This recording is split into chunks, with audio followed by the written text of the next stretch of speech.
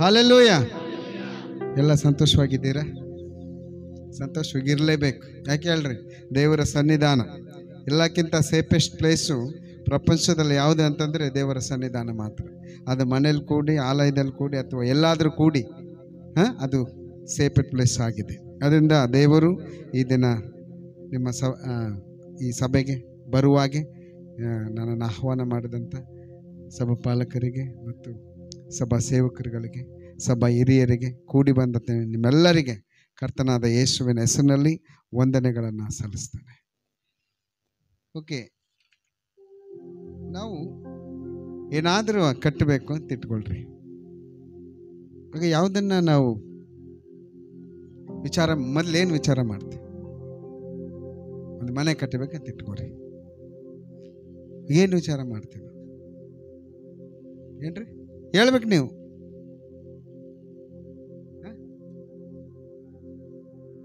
ಏನ್ರಿ? ನಮ್ಗೆ ಎಷ್ಟು ಖರ್ಚು ಆಗ್ತದಂತೆ ಒಂದು, ಆಮೇಲೆ ಏನೆಲ್ಲ ಅವಶ್ಯಕತೆ ಇದೆ ಅದು, ಮತ್ತೆ ಏನೆಲ್ಲ ಮೆಟೀರಿಯಲ್ ಹಾಕ್ಬೇಕು ಅಲ್ಲ. ಈಗ ಈ ಕ್ಯಾಮ್ರಾ ತಗೊಂಡಿದ್ದಾನೆ ಅಯ್ಯ, ಈ ಕ್ಯಾಮ್ರಕ್ಕೆ ಅವರು ಇದು ಒಳ್ಳೇದನ್ನ ತಗೊಬೇಕು, ಎಷ್ಟಾದರೂ ಪರವಾಗಿಲ್ಲ. ಯಾವಾಗಲೂ ಅಷ್ಟೇ ಉತ್ತಮವಾದದನ್ನ ನಾವು ತಗೊಬೇಕಂತ ಆಲೋಚನೆ ಮಾಡ್ತೀವಿ, ಯಾವಾಗಲೂ ಅಷ್ಟೆ ಅಲ್ರಿ. ಎಲ್ಲರದ್ದು ಅದೇ ಆಲೋಚನೆ ಇದೆ. ಈಗ ಒಂದು ಮೊಬೈಲ್ ಬೇಕಾದ್ರೆ ಅಷ್ಟೆ, ಒಂದು ಬಟ್ಟೆ ಬೇಕಾದ್ರೆ ಅಷ್ಟೆ, ಕ್ವಾಲಿಟಿನ ಹುಡುಕ್ತೀವಿ ಅಲ್ಲ. ಒಂದು ಮನೆ ಕಟ್ಟಬೇಕಾದ್ರೆ ಎಂಥ ಮರ ಹಾಕ್ತೀವಿ ನಾವು? ಯಾವ ಮರ ಹಾಕ್ತೀವಿ? ಒಳ್ಳೆ ಮರ, ರಿಯಲ್ ಅಲ್ಲ, ಒಳ್ಳೆ ಮರ ಹಾಕ್ತೀವಿ, ಒಳ್ಳೆ ಮರ ಹಾಕ್ತೀವಿ. ಒಂದು ಕಾಟ್ ಮಾಡಿಸ್ಬೇಕಾದ್ರೂ ಕೂಡ ಒಳ್ಳೆ ಮರ ಹಾಕ್ತೀವಿ ಅಲ್ಲ. ದೇವರ ವಾಕ್ಯದಲ್ಲಿ ನೋಡೋಣ, ವಿಮೋಚನ ಕಾಂಡ ಪುಸ್ತಕ 25ನೇ ಅಧ್ಯಾಯ.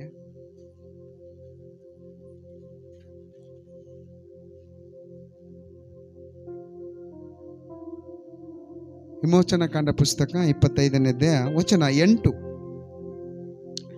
ನಾನು ಅವರ ಮಧ್ಯದಲ್ಲಿ ವಾಸಿಸುವುದಕ್ಕೆ ನನಗೆ ಒಂದು ದೇವಸ್ಥಾನವನ್ನು ಕಟ್ಟಿಸಬೇಕು. ನಾನು ನಿನಗೆ ತೋರಿಸುವ ಮಾದರಿಯ ಪ್ರಕಾರವೇ ಗುಡಾರವನ್ನು, ಅದರಲ್ಲಿರುವ ಎಲ್ಲ ಸಾಮಾನುಗಳನ್ನು ಮಾಡಿಸಬೇಕು. ನೀನು ಜಾಲಿ ಮರದಿಂದ ಒಂದು ಮಂಜೂಸವನ್ನು ಮಾಡಿಸಬೇಕು. Hallelujah, hallelujah. ಈ ಮರ ಎಷ್ಟು ಜನ ನೋಡಿರಿ? ನೋಡಿರಲ್ಲ? ಜಾಲಿ ಮರ ನೋಡಿರಲ್ಲ? ಅದರ ನೆರಳಲ್ಲಿ ಯಾರು ಕುಂತ್ಕೊಳ್ತಾರ? ಹೋಗಿ ಒಂದು ಕಾಟ ಹಾಕೊಂಡು ಮಲ್ಕೋತಾರ ಅಲ್ರಿ? ಎಲ್ಲಿ ಬೆಳೀತದು? ಊರ ಮಧ್ಯದಲ್ಲಿ ಬೆಳೆದು ಊರು ಹೊರಗೆ ಬೆಳತ್ತ. ಇದು ನಮಗೆ ಬೇಡದ ಸ್ಥಳದಲ್ಲೇ ಅದು ಬೆಳೆದು, ಬೇಕಾದಂಥ ಸ್ಥಳದಲ್ಲಿ ಬೆಳೆಯಲ್ಲ. ಅಲ್ಲಿಗೆ ಯಾರು ಹೋಗೋಗೂ ಇಲ್ಲ ಅಲ್ಲ. ಹೋಗ್ತೀರ? ಜಾಲಿ ಮರದ ಹತ್ರ ಯಾರು ನೆರಳನ್ನು ಬಯಸಿ, ಅಥವಾ ಅಲ್ಲಿ ಹೋಗಿ ಒಂದು ಸ್ವಲ್ಪ ವಿಶ್ರಾಂತಿ ಮಾಡೋಣಪ್ಪ ಅಂತ ಹೋಗ್ತೀರ್ರಿ? ಹೋಗಲ್ಲ. ಆದರೆ ಅಂಥ ಮರಣ ದೇವರೇನು ಉಪಯೋಗ ಮಾಡಿಕೊಂಡಿದ್ದಾರೆ? ಯಾವುದಕ್ಕೆ? ತಾನು ಇರುವುದಕ್ಕೆ, ತನ್ನ ಪ್ರಸನ್ನತೆ ಇರುವುದಕ್ಕಾಗಿ. ಎಂಥ ಮರ, ಎಂಥಂಥ ಮರ ಇದೆ. ನಾನು ಈ ಮರದ ಬಗ್ಗೆ ಅನೇಕ ಡಿಕ್ಷನರಿಗಳು ನೋಡಿದೆ, ಅದು ಹುಡುಕಿದೆ. ಎಲ್ಲೂ ಕೂಡ ಅದಕ್ಕೆ ನೋ ರಿಸಲ್ಟ್ ಅಂತ ಕೊಡ್ತದೆ. ಇಂಗ್ಲೀಷಲ್ಲಿ ಅದರ ಹೆಸರು ಸಿಟ್ಟಿಮ್ ವುಡ್ ಅಂತೇಳಿ, ಸಿಟ್ಟಿಮ್ ವುಡ್. ಇದನ್ನು ವೆಬ್ಬಲ್ಲಿ ಹುಡುಕಿದೆ ನಾನು, ಇದರ ಅರ್ಥ ಏನು, ಇದು ಯಾವುದಕ್ಕೆ ಉಪಯೋಗ ಆಗುತ್ತಂತ. No result. ಅದರ ಹೆಸರಿಗೆ ಅರ್ಥನೇ ಇಲ್ಲ ಅಂತ ಹೇಳ್ತದೆ. ಹಾಗಾದರೆ ಪ್ರಪಂಚದಲ್ಲಿ ಯಾರಿಗೂ ಬೇಡವಾದಂಥ ಮರ ಅದು ಜಾಲಿ ಮರ. ಆದರೆ ದೇವರು ಅದನ್ನು ಏನಂತ ಹೇಳಿದ್ದಾರೆ ಮೋಸೆಗೆ? ನೀನು ಜಾಲಿ ಮರದಿಂದ ಮಂಜೂಷವನ್ನು ಮಾಡು, ಅದರಲ್ಲಿ ನಾನು ವಾಸ ಮಾಡಬೇಕು. ನೋಡಿ, ಈ ರಕ್ಷಣೆ ಅನ್ನುವಂಥದ್ದು ಫ್ರಮ್ ದ ಬಿಗಿನಿಂಗಲ್ಲೇ ಇದೆ. ಎಲ್ಲಿದೆ? ಆದಿ ಮೊದಲೇ ಇದೆ ಪ್ರೇರೆ. ಈ ರಕ್ಷಣೆ ಅನ್ನುವಂಥದ್ದು ಯಾರು ತಳ್ಳಲ್ಪಟ್ಟಂಥ ಮರ ಇದು. ಹಾಗೆ ಇಲ್ಲಿ ಕುಂತಿರೋರು ನಾನು ಕೋಟ್ಯಾಧೀಶ್ವರ ಆಗಿದ್ದೇವೆ ನಾವು ಅಲ್ರಿ? ಸ್ಥಾನಮಾನಗಳಿದ್ದವ್ರ ಏನು ಇಲ್ದದವ್ರು. ಆದರೆ ನನ್ನ ನಿಮ್ಮನ್ನ ದೇವರೇನು ಮಾಡಿದ್ದಾರೆ? ಕರೆದಿದ್ದಾರೆ. Hallelujah, hallelujah. ಆಗಲೇ ಫ್ರಮ್ ದ ಬಿಗಿನಿಂಗ್ಲೇ ಸುವಾರ್ತೆ ಅನ್ನೋದಿದೆ ಪ್ರೇಯರ್. ಅದಕ್ಕೆ ಇನ್ನೊಂದು ಉದಾಹರಣೆ ಹೇಳ್ತೇನೆ ನಾನು. ಆದಾಮ ಅವ್ವ ಪಾಪ ಮಾಡಿದಾಗ ದೇವರು ದಿನ ಬರ್ತಿದ್ರು. ಒಂದು ದಿನ ಬಂದಂಥ ಸಮಯದಲ್ಲಿ ಆ ಆದಾಮ ಅವ್ವ ಏನು ಮಾಡಿದ್ರು ಅಂತಂದರೆ ತೋಟಗಳ ಮರಗಳ ಹಿಂದೆ ಅಡಗಿಕೊಂಡ್ರು. ಯಾವುದರಿಂದ ಅಡಗಿಕೊಂಡ್ರು? ಅವರು ಬೆತ್ತಲಾದಾಗ ನಮ್ಗೆ ಗೊತ್ತಾಯ್ತು ಅವ್ರಿಗೆ ಪಾಪ ಮಾಡಿದಾಗ. ಆಗ ಅಂಜೂರದ ಎಲೆಗಳನ್ನು ಉಟ್ಟುಕೊಂಡು ದೇವ್ರಿಗೆ ಕಾಣಬಾರ್ದು ಅಂತೇಳಿ ಅವ್ರು ಏನು ಮಾಡಿದರು ಅಂತಂದರೆ ಮರಗಳ ಹಿಂದೆ ನಿಂತ್ಕೊಂಡ್ರು. ಆಗ ಸ್ವಾಮಿ ತಂದೆಯಾದ ದೇವರು ಬಂದು ಎಲ್ಲಿದ್ದೀರಿ ಅಂತ ಕೇಳಿದರು. ಅವ್ರಿಗೆ ರಕ್ಷಣೆ ಕೊಟ್ಟಿದ್ದು ಯಾವುದದು? ಮರ. ಅವ್ರಿಗೆ ರಕ್ಷಣೆ ಕೊಟ್ಟಿದ್ದು ಮರ. ಮತ್ತೆ ನೋಹನ ಕಾಲದಲ್ಲಿ ತಿರುಗಿ ಒಂದು ಯುಗ, ಮೊದಲನೇ ಯುಗ ಪ್ರಪಂಚ ದೇವರ ಅದನ್ನು ಮಳೆಯಿಂದ ನಾಶಪಡಿಸ್ಬೇಕಾದ್ರೆ ಅಲ್ಲೂ ಕೂಡ ಒಂದು ಮರನ ಉಪಯೋಗಿಸಿದ್ರು. ಅದ್ಯಾವ ಮರ? ನೋಹನ ನಾವೇ ಕಟ್ಟಕ್ಕೆ ಒಂದು ಮರ ಹೇಳಿದರು, ತುರಾಯಿ. ನೋಡಿದಿರದ ನೀವು ಹುಡುಕರಿ ಡಿಕ್ಷನರಿಲಿ ಅನ್ಫೈಂಡೆಡ್ ಅಂತ ಕೊಡುತ್ತೆ. ಅದ್ರ ಬಗ್ಗೆ ಗೊತ್ತಿಲ್ಲ. ನೋಹ ಆರಕ್ಕೆ ಕಟ್ಟಿರೋದು ಮಾತ್ರ ಗೊತ್ತು. ಆದರೆ ಆ ಮರದ ಎಲ್ಲಿದೆ ಹೇಗಿದೆ ಗೊತ್ತಿಲ್ಲ ಅಂತ ಹೇಳುತ್ತೆ ಡಿಕ್ಷನರಿಲಿ. ಅಂದರೆ ಆ ತುರಾಯಿ ಮರ ದೇವ್ರಿಗೊಬ್ಬರಿಗೆ ಗೊತ್ತು. ಆ ಮರ ವಾಟರ್ ರೆಸಿಸ್ಟೆಂಟ್ ಅಂತಂದರೆ ನೀರಲ್ಲಿ ಹಾಕಿದ್ರೆ ಏನಾಗಲ್ಲ ಅಂತ ಮರ. ಈಗಿಲ್ಲ. ಹೀಗೆ ದೇವರು ಒಂದೊಂದು ಕಾರ್ಯಗಳನ್ನು ಮಾಡ್ಬೇಕಾದ್ರೆ ಅದೇ ಗೊತ್ತು. ಮತ್ತು ಮುಂದೆ ಯೇಸು ಸ್ವಾಮಿ ಶಿಲುಬೆಗೆ ಹಾಕಿದ್ದೆ ಮರ ಅಲ್ಲ, ಕಬ್ಬಣಕ್ಕೆ ಹಾಕಿದ್ರೆ ಮರಕ್ಕೆ ಹಾಕಿದ್ರೆ. ಆ ಕ್ರಾಸ್ ಇವತ್ತು ಏನು ಮಾಡ್ತೀವಿ ನಾವು? ಆ ಕ್ರಾಸ್ ಏನು ಮಾಡ್ತೀವಿ ಇವತ್ತು? ನೆನೆಸ್ತೀವಿಲ್ಲ ಅಲ್ರಿ? ಆ ಮರನ ಸರ್ಚ್ ಮಾಡಿದೆ, ಎಲ್ಲಿ ಸಿಕ್ಕಲಲ್ಲ ಉತ್ತರ. ಯಾವ ಮರದಲ್ಲಿ ಮಾಡಿದಾರಪ್ಪ ಈ ಶಿಲುಬೆನ ಅಂತ ಸರ್ಚ್ ಮಾಡಬೇಕಾದ್ರೆ ಅದು ಕೂಡ ಸಿಕ್ಕಲಿಲ್ಲ. ಇದೆಲ್ಲ ಯುನಿಕ್, ದೇವ್ರಿಗೊಬ್ಬರಿಗೆ ಗೊತ್ತು ಈ ಕಾರ್ಯಗಳು.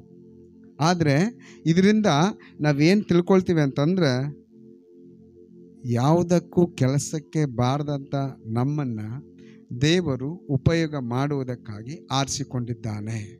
Hallelujah, hallelujah. ಅದಕ್ಕೆ 1ನೇ ಸಮುವೇಲನ ಪುಸ್ತಕ 2ನೇ ಅಧ್ಯಾಯದಲ್ಲಿ ಒಂದು ವಚನ ಇದೆ ನೋಡ್ರಿ. 1ನೇ ಸಮುವೇಲ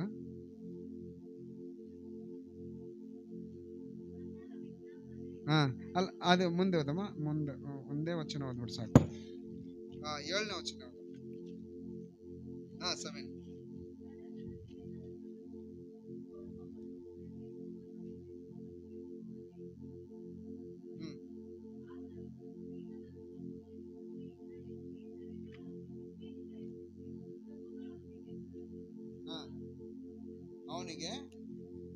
ಅವನಿಗೆ ಮಹಿಮಾ ಸನವನ್ನು ಬಾಧ್ಯತೆಯಾಗಿ ಅನುಗ್ರಹಿಸುವವನಾಗಿದ್ದಾನೆ.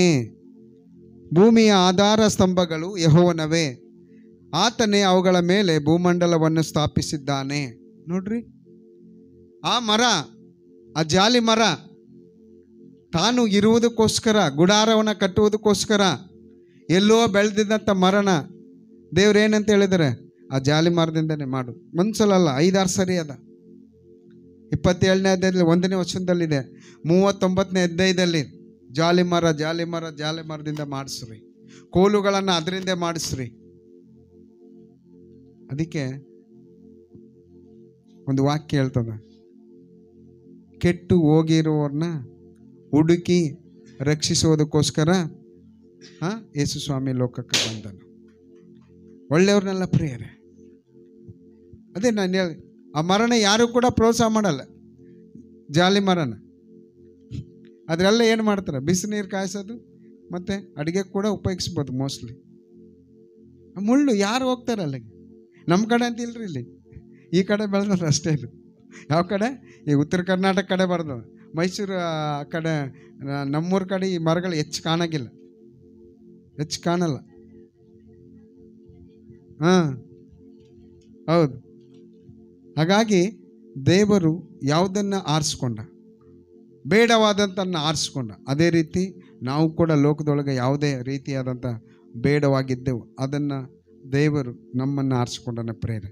ಹಾಗೆ ಈ 25ನೇದೆಲ್ಲ ನೋಡುವ ಪ್ರಕಾರ ಆ ಜಾಲಿ ಮರವನ್ನು ಮೊದಲನೆಯ ಆಲಯ, ಮೊದಲನೆಯ ಗುಡಾರ, ತಂದೆಯಾದ ದೇವರು ಮೊದಲನೆಯ ಗುಡಾರದಲ್ಲಿ ಕಟ್ಟಿ ಮೋಸೆಗೆ ಹೇಳಿದ, ನನಗೆ ಒಂದು ದೇವಸ್ಥಾನವನ್ನು ನಿರ್ಮಾಣ ಮಾಡು, ಅಲ್ಲಿ ನಾನು ವಾಸ ಮಾಡಬೇಕು, ಅವರ ಮಧ್ಯದಲ್ಲಿ ನಾನು ವಾಸ ಮಾಡಬೇಕು.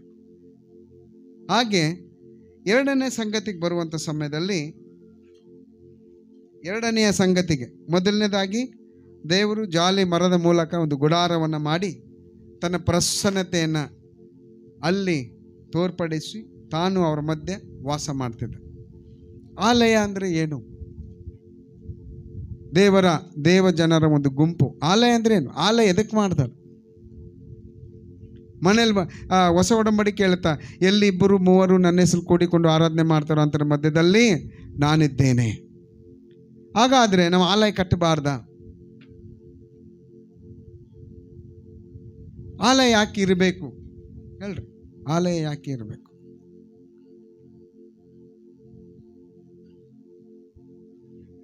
ಹೇಳ್ರಿ ನಿಮಗೆ. ಇಲ್ಲಿವರೆಗೆ ಆಲಯಕ್ಕೆ ಬರ್ತಿರಲಿಲ್ಲ.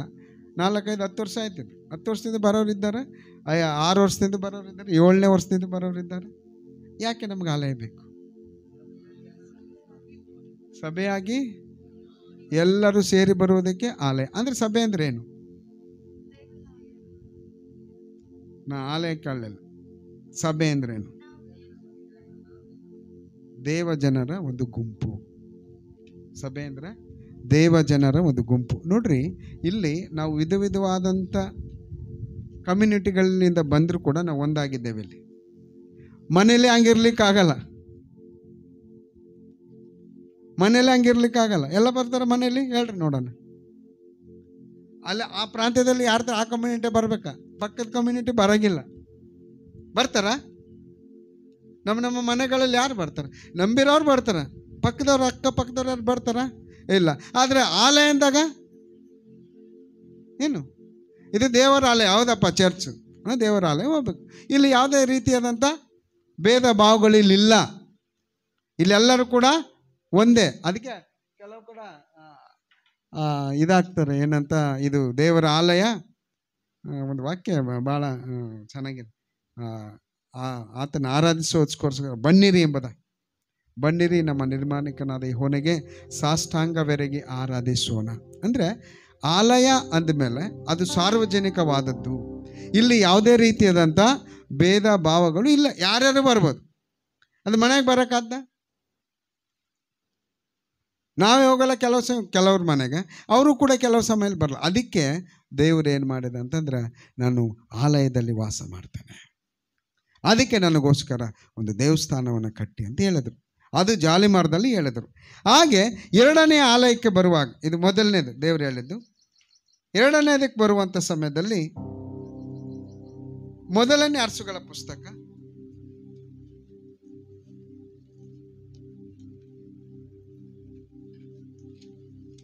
3ನೇ ಅಧ್ಯಾಯ 3ನೇ ಅಧ್ಯಾಯ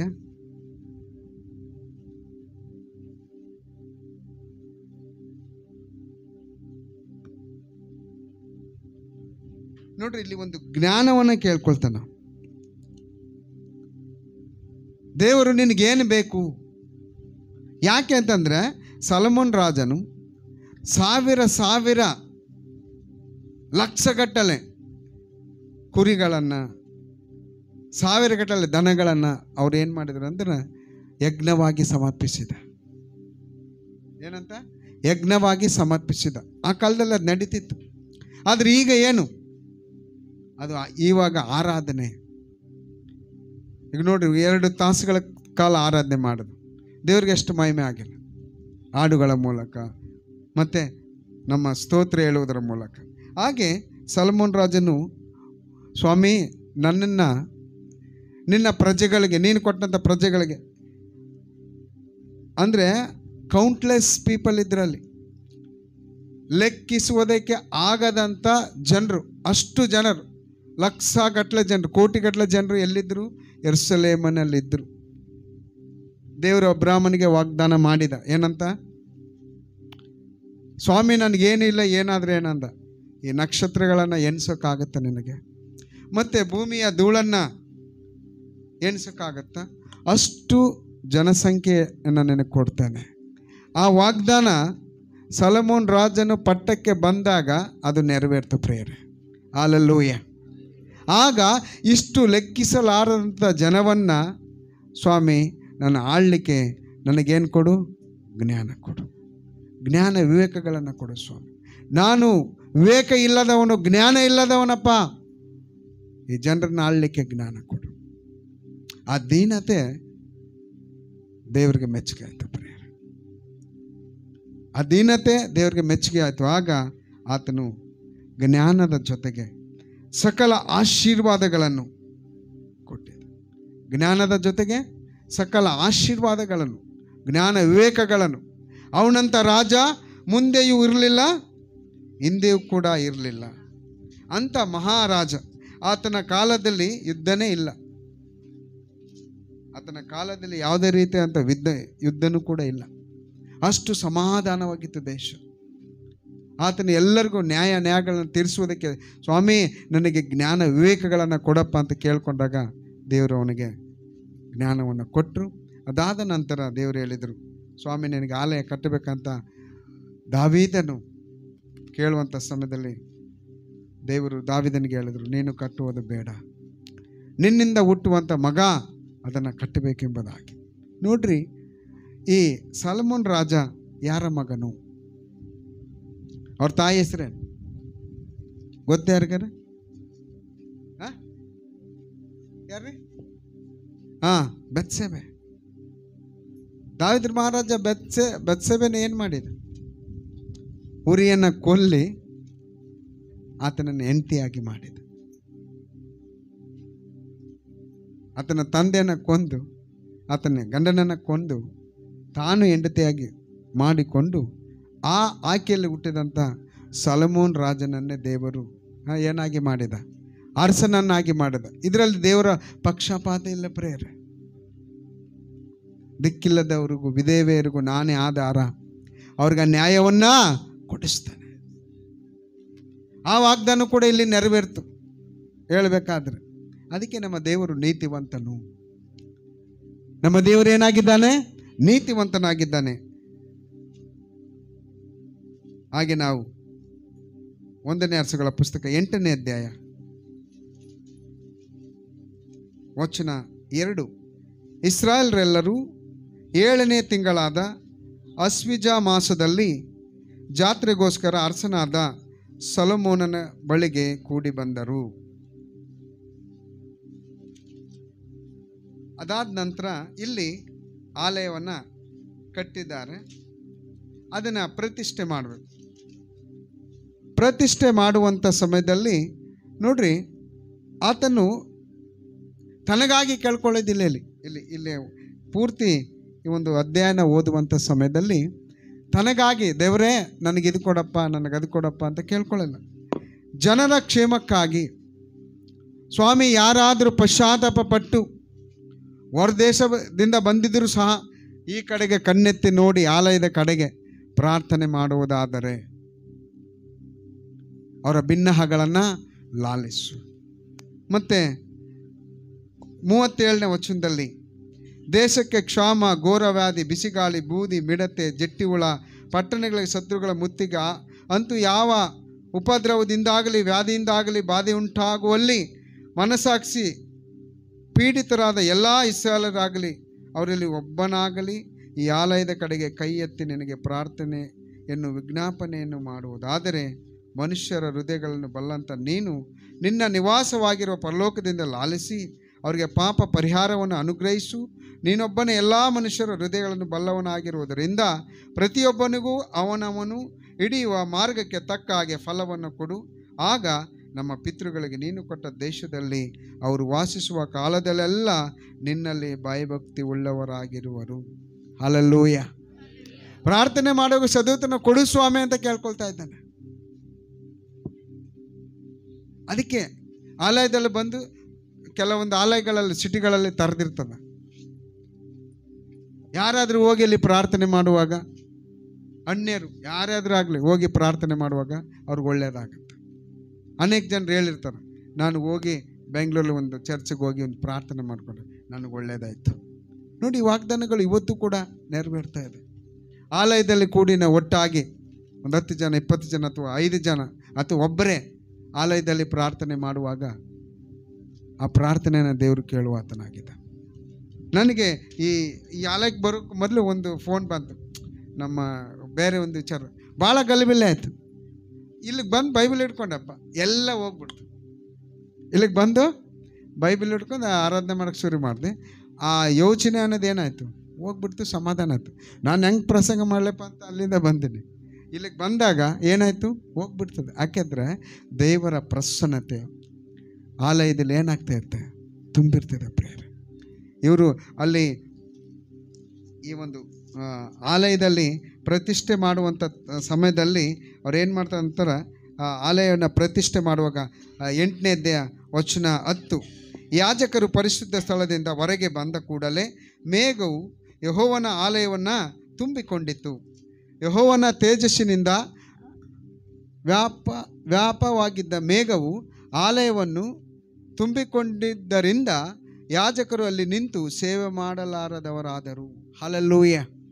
ನೋಡ್ರಿ, ದೇವರ ಪ್ರಸನ್ನತೆ ತುಂಬಿಕೊಂಡಾಗ ಯಾಜಕರೇ ಸೇವೆ ಮಾಡಲಿಕ್ಕೆ ಆಗಿಲ್ಲ. ಆದರೆ ದೇವರ ಪ್ರಸನ್ನತೆ ಸ್ಥಳದಲ್ಲಿ ತುಂಬಿಕೊಂಡಾಗ ಅವರು ಎಂಥ ರೋಗದಲ್ಲಿ ಬರಲಿ, ಕಷ್ಟದಲ್ಲಿ ಬರಲಿ, ಕಾಯಿಲೆಯಲ್ಲಿ ಬರಲಿ, ಮತ್ತು ಅಸಮಾಧಾನದಲ್ಲಿ ಬರಲಿ, ಚಿಂತೆಗಳು ಬರಲಿ, ದುಃಖದಲ್ಲಿ ಬರಲಿ, ಎಲ್ಲವೂ ಏನಾಗುತ್ತೆ, ದೇವರ ಪ್ರಸನ್ನತೆ ಅವ್ರನ್ನ ಗುಣಪಡಿಸುತ್ತೆ ಪ್ರೇರೆ. ಅದು ಆಲಯಕ್ಕಿರುವಂಥ ಒಂದು ಶ್ರೇಷ್ಠತೆ. ಆಲಯದಲ್ಲಿ ದೇವರ ಪ್ರಸನ್ನತೆ ವಾಸ ಮಾಡ್ತದೆ. ಇದು ಪರಿಶುದ್ಧವಾದದ್ದು. ನನ್ನ ಆಲಯ ಎಲ್ಲ ಜನರಿಗೂ ಪ್ರಾರ್ಥನಾ ಆಲಯ ಎಣಿಸಿಕೊಳ್ಳುವುದು. ಇದಕ್ಕೆ ಯಾರು ಅಡ್ಡಿ ಇಲ್ಲ. ಇಲ್ಲಿ ಒಂದು ವೇಳೆ ದೇವಸ್ಥಾನಗಳಲ್ಲಿ ಅಡ್ಡಿಪಡಿಸ್ಬೋದು ನಿಮಗೆ, ಆದರೆ ಚರ್ಚ್ಗಳಲ್ಲಿ ಎಲ್ಲೂ ಅಡ್ಡಿ ಇಲ್ಲ ಪ್ರೇರೆ. ಎಂಥ ಆಲಯಕ್ಕೆ ಹೋಗಿ ನೀವು, ನಿಮ್ಮನ್ನ ಯಾರು ಬರಬೇಡಿ ಹೋಗಬೇಡಿ ಅಂತ ಕೇಳಲ್ಲ. ಬರ್ರಿ ಅಂತ ಸ್ವಾಗತ ಮಾಡ್ತಾರೆ. ದೇವರ ಆತ್ಮನಲ್ಲಿ ವಾಸ ಮಾಡ್ತಾನೆ. ಹೀಗೆ ಆತನು ಈ ರೀತಿಯಾಗಿ ಈ ಒಂದು ಆಲಯವನ್ನು ಆತನು ಪ್ರತಿಷ್ಠೆ ಮಾಡುವಾತನಾಗಿದ್ದಾನೆ ಪ್ರೇರೆ. ಹಾಗಾದರೆ ಮೊದಲನೇ ಆಲಯ ಬಟ್ಟೆ ಅಥವಾ ಗುಡಾರಗಳಿಂದ, ಜಾಲಿ ಮರದಿಂದ ಸ್ಥಾಪಿಸಲ್ಪಟ್ಟது. ಎರಡನೇ ಆಲಯ ಸೊಲೊಮೋನ್ ರಾಜನ ಕಾಲದಲ್ಲಿ ಬೆಳ್ಳಿ ಬಂಗಾರ, ದೊಡ್ಡ ಉತ್ತಮವಾದ ಆಲಯ.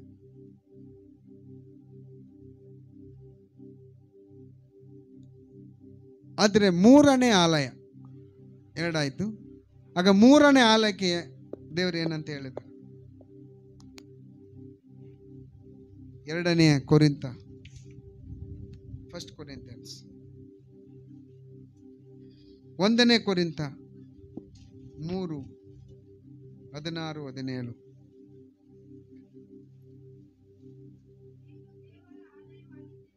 ಹಾಂ ಹಾಂ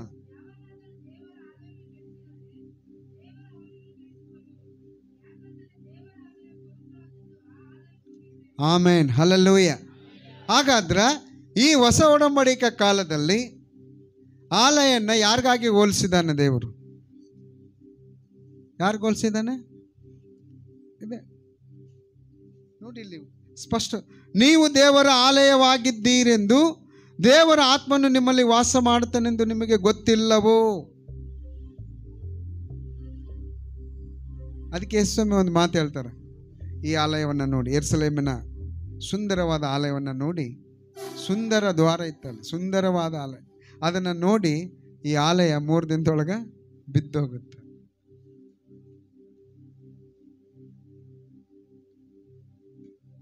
ಆದರೆ ಯೇಸುಸ್ವಾಮಿ ಒಂದು ಮಾತು ಹೇಳ್ತಾನೆ ಈ ಲೋಕದಲ್ಲಿರುವಂಥ ಸಮಯದಲ್ಲಿ, ನಾನು ಹೋದ ಮೇಲೆ ನಾನು ನಿಮಗೊಬ್ಬ ಆತ್ಮನನ್ನು ಕಳಿಸ್ಕೊಡ್ತೇನೆ, ಸತ್ಯದ ಆತ್ಮನು. ಆತನು ಸದಾಕಾಲ ನಿಮ್ಮೊಂದಿಗಿರುವನು. ಆತನು ರಕ್ಷಣೆ ವಿಷಯದಲ್ಲಿ, ನೀತಿ ನ್ಯಾಯ ತೀರ್ವಿಕೆ ವಿಷಯಗಳಲ್ಲಿ ನಿಮಗೆ ಅರುಹನ್ನು ಹುಟ್ಟಿಸುವನು. ಇವತ್ತು ಪರಿಶುದ್ಧಾತ್ಮನ ವೇನಲ್ಲಿ ನಾವು ನಡೆಯೋದಾದರೆ ನಮಗೆಲ್ಲವೂ ಕೂಡ ಸಾಧ್ಯ ಪ್ರೇರೆ. ಅದಕ್ಕೆ ಈ ಆಲಯವನ್ನು ಕೆಡಿಸ್ಕೊಬಾರ್ದು. ಈಗ ಯೆರೂಸಲೇಮಿನ ಸೊಲೊಮೋನ್ ರಾಜ ಕಟ್ಟಿದಂಥ ಆಲಯ ಅದು ಹಾಳಾಗೋಯ್ತು, ಅದನ್ನು ಕೆಡಿಬಿಟ್ರು, ತಿರುಗಿ ಇನ್ನೊಂದು ಕಟ್ಟಿದ್ರು. ಇವತ್ತು ಕೂಡ ಈ ಬಿಲ್ಡಿಂಗ್ ಕಟ್ಟುವಂಥ ಆಲಯಗಳು ಏನಾಗ್ತವೆ, ಒಂದಿನ ಬಂದರೆ ಅದೆಲ್ಲ ಈ ಲೋಕ ನಾಶ ಆಗೋಗಿ ಎಲ್ಲ ನಾಶ ಆಗ್ತದೆ. ಆದರೆ ಈ ಹೃದಯಗಳಲ್ಲಿ ಕಟ್ಟಿಕೊಳ್ಳುವಂಥ ಆಲಯ, ಅದಕ್ಕೆ ದೇವರು ಸಭೆ, ದೇವ ಜನರ ಗುಂಪು ಇದನ್ನೇ ಬಿಲ್ಡ್ ಮಾಡ್ತಾ ಇದ್ದಾನೆ. ಈಗ ನೋಡಿ, ಇವಾಗ ಮೊನ್ನೆ ಅಲ್ಲಲ್ಲಿ ಹೋಗಿ ಯಾವುದೋ ಒಂದು ಊರಲ್ಲಿ ಒಂದು ದೇವಾಲಯನ ನೆಲಸಮ ಮಾಡಿಬಿಡ್ತಾರೆ, ಎಲ್ಲರನ್ನ ಕಳಿಸ್ಬಿಟ್ಟು ಅದನ್ನು ಒಡೆದಾಕ್ಬಿಡ್ತಾರೆ. ಆದರೆ ನಮ್ಮ ಹೃದಯದಲ್ಲಿ ದೇವ್ರನ್ನ ಇಟ್ಕೊಂಡ್ರೆ ಅಂತ ಆಗತ್ತಾ? ಬಿಲ್ಡಿಂಗ್ ಹೊಡ್ಕೊಬೋದ್ರಿ, ಬಿಲ್ಡಿಂಗಿಂದ ನಮ್ಗೆ ರಕ್ಷಣೆ ಇಲ್ಲ. ಯಾವುದಿಂದ ರಕ್ಷಣೆ? ನಾವು ಇಲ್ಲಿ ಏನು ಒಳಗಿಟ್ಕೊತಿದ್ದೀವಿ, ದೇವ್ರನ್ನ ಎಲ್ಲಿಟ್ಕೊಬೇಕು? ಹೃದಯದಲ್ಲಿ ಇಟ್ಕೊಬೇಕು ದೇವ್ರನ್ನ. ಯಾಕೆ ಹೇಳ್ರಿ? ಇಲ್ಲಿ ಸ್ಥಾನ ಕೊಡಬೇಕು ದೇವ್ರಿಗೆ ನಾವು. ಅದಕ್ಕೆ ಪ್ರಕಟಣೆ ಪುಸ್ತಕ 3:20 ಓದ್ರಿ.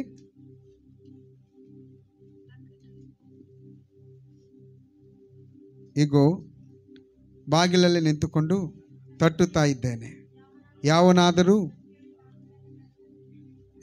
ಕೇಳಿ ಬಾಗಿಲನ್ನು ತೆರೆದರೆ ನಾನು ಒಳಗೆ ಬಂದು ಅವನ ಸಂಗಡ ಊಟ ಮಾಡುವೆನು, ಅವನು ನನ್ನ ಸಂಗಡ ಊಟ ಮಾಡುವನು. ಹಲ್ಲೆಲೂಯ.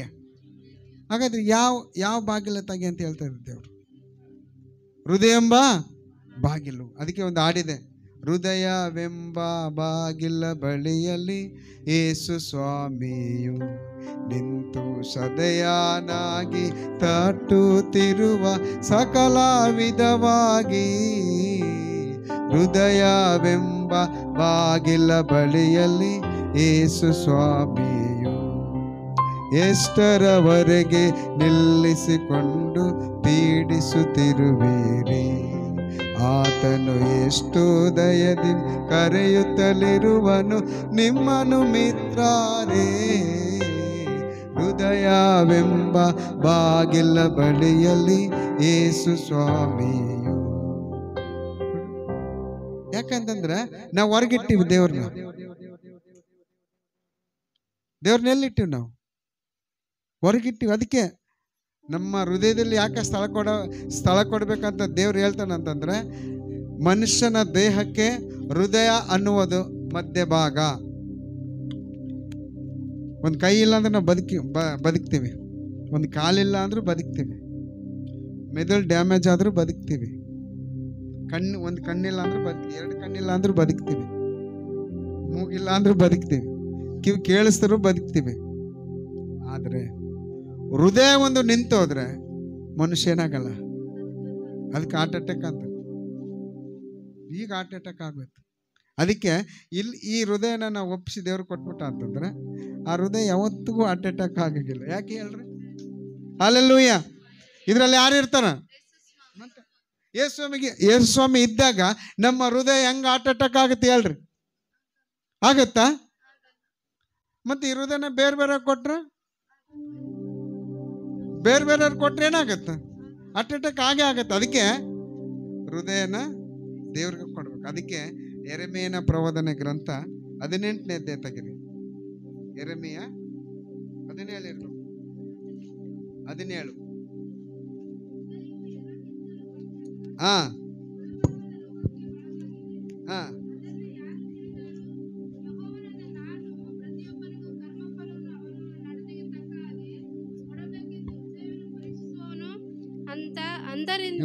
ಅಂತರಿಂದ್ರಿಯವನ್ನು ಶೋಧಿಸುವನು ಆಗಿದ್ದೇನೆ. ಹಲ್ಲೆಲೂಯ. ಹಾಗಾದ್ರೆ ಪರೀಕ್ಷೆ ಮಾಡಿಕೊಡ್ತೀನಿ ಅಂತ ಹೇಳ್ತಾರೆ ದೇವರು. ಅವನವನಿಗೆ ನೋಡಿ, ನಾನು ಪ್ರತಿಯೊಬ್ಬನಿಗೂ ಕರ್ಮಫಲವನ್ನು ಅವನವನ ನಡೆದಿಗೆ ತಕ್ಕ ಹಾಗೆ ಕೊಡಬೇಕೆಂದು ಹೃದಯವನ್ನು ಪರೀಕ್ಷಿಸುವವನು, ಅಂತರಿಂದ್ರಿಯವನ್ನು ಶೋಧಿಸುವವನು ಆಗಿದ್ದೇನೆ. ಹೃದಯ ಎಲ್ಲಕ್ಕಿಂತ ವಂಚಕ, ಗುಣವಾಗದ ರೋಗಕ್ಕೆ ಒಳಗಾಗಿದೆ. ನೋಡ್ರಿ, ಹೃದಯನ ಕುರಿತು ಹೇಳಕತ್ತಾರ ದೇವರು. ಯಾಕೆ? ಇದು ವಂಚಕ, ಇದು ವಂಚಕ. ಯಾಕಂದ್ರೆ ಮೋಸಪಡಿಸುವಂಥದ್ದು ಹೃದಯ. ಅದಕ್ಕೆ ನಾನು ಪರೀಕ್ಷೆ ಮಾಡ್ತೇನೆ, ಅಂತರಿಂದ್ರಿಯವನ್ನ ಪರೀಕ್ಷೆ ಮಾಡ್ತೇನೆ. ಕರ್ಮಫಲ ಕೊಡಬೇಕಾದ್ರೆ ನಾನು ಪರೀಕ್ಷೆ ಮಾಡಿ ಕೊಡ್ತೇನೆ. ಹಾಗಾದ್ರೆ ದೇವರ ಪರೀಕ್ಷೆಯಲ್ಲಿ ನಾವು ಪರೀಕ್ಷೆ ಮಾಡಿದಾಗ ನಮ್ಮ ಹೃದಯನ ದೇವರು ಕೊಟ್ಟಿದ್ದೇವ? ಅದಕ್ಕೆ ಸಂತೋಷವಾಗಿ ಕೊಡುವನ ಮೇಲೆ ದೇವರಿಗೆ ಪ್ರೀತಿ ಉಂಟು ಅಂತ ಹೇಳುತ್ತೆ. ಮೊನ್ನೆ ನಾನು ಒಂದು ವಾಕ್ಯ ಇದೆ, ಅದು ನೆನ್ನೆಯಿಂದ ಹುಡುಕ್ತಿದ್ದು ಸಿಕ್ಕಲಿಲ್ಲ. ಏನಂತಂದ್ರೆ ಅದು ಭಾಳ ಒಳ್ಳೆ ವಾಕ್ಯ. ನಿನ್ನ ಮನೆ ಆಶೀರ್ವಾದದಿಂದ ತುಂಬಬೇಕಾದ್ರೆ ನಿನ್ನ ಮೊದಲನೆಯ ಇಟ್ಟು ಯಾಜಕನಿಗೆ ಕೊಡು. ಎಜ್ಕೇಲ ಗ್ರಂಥದಲ್ಲಿ ಇರಬೇಕು. ಅದನ್ನು ಓದಿ ಹುಡುಕಿ ಅದನ್ನು ಹೇಳ್ಬೇಕಂತ ನಾನು ಎಲ್ಲ ರೆಫರೆನ್ಸ್ ಹುಡುಕ್ತೀನಿ, ಎಲ್ಲೂ ಸಿಕ್ಕಲಿಲ್ಲ ಕೊನೆಗ. ನಿನ್ನ ಮನೆಯ ಆಶೀರ್ವಾದ, ನಿನ್ನ ಅನ್ನಪಾನಗಳು ಆಶೀರ್ವಾದ ಆಗ್ಬೇಕಾರೆ, ನಿನ್ನ ಕುಟುಂಬ ಆಶೀರ್ವಾದ ಬೇಕಾರೆ ನಿನ್ನ ಮೊದಲನೆಯ ಹಿಟ್ಟನ್ನು ನೀನು ಯಾರಿಗೆ ಕೊಡು? ಯಾಜಕನಿಗೆ ಕೊಡು. ನೀ ಪಾಸ್ಟರ್ ಕೊಡು. ದೇವ್ರ ವಾಕ್ಯ ಅದು, ನಿಬಂಧನ. ಅದಕ್ಕೆ ಕೆಲವರು ನಮ್ಮ 44 ಥ್ಯಾಂಕ್ ಯು ಅಣ್ಣ.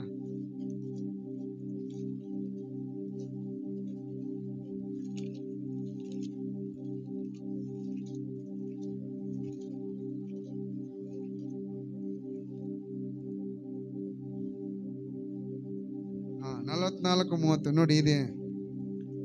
ಎಲ್ಲ ಪ್ರಥಮ ಫಲಗಳಲ್ಲಿ ಉತ್ಕೃಷ್ಟವಾದದ್ದು ನೀವು ನನಗೆ ಪ್ರತ್ಯೇಕಿಸಿ ಸಮರ್ಪಿಸುವ ಎಲ್ಲ ಪದಾರ್ಥಗಳು ಅವರಿಗಾಗಬೇಕು.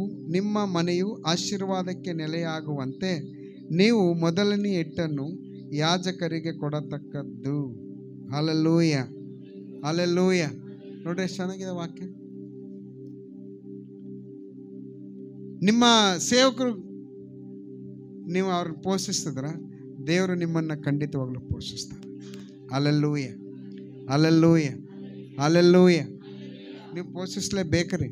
ನೀವು ಈಗ ವಾರ ದುಡಿತೀರಿ, ದುಡಿದ ಕಾಣಿಕೆಯನ್ನು ತಂದು ಏನು ಮಾಡ್ರಿ, 100 ರೂಪಾಯಿ ದುಡಿತೀರ, 10 ರೂಪಾಯಿ ತಗೊಳ್ರಿ.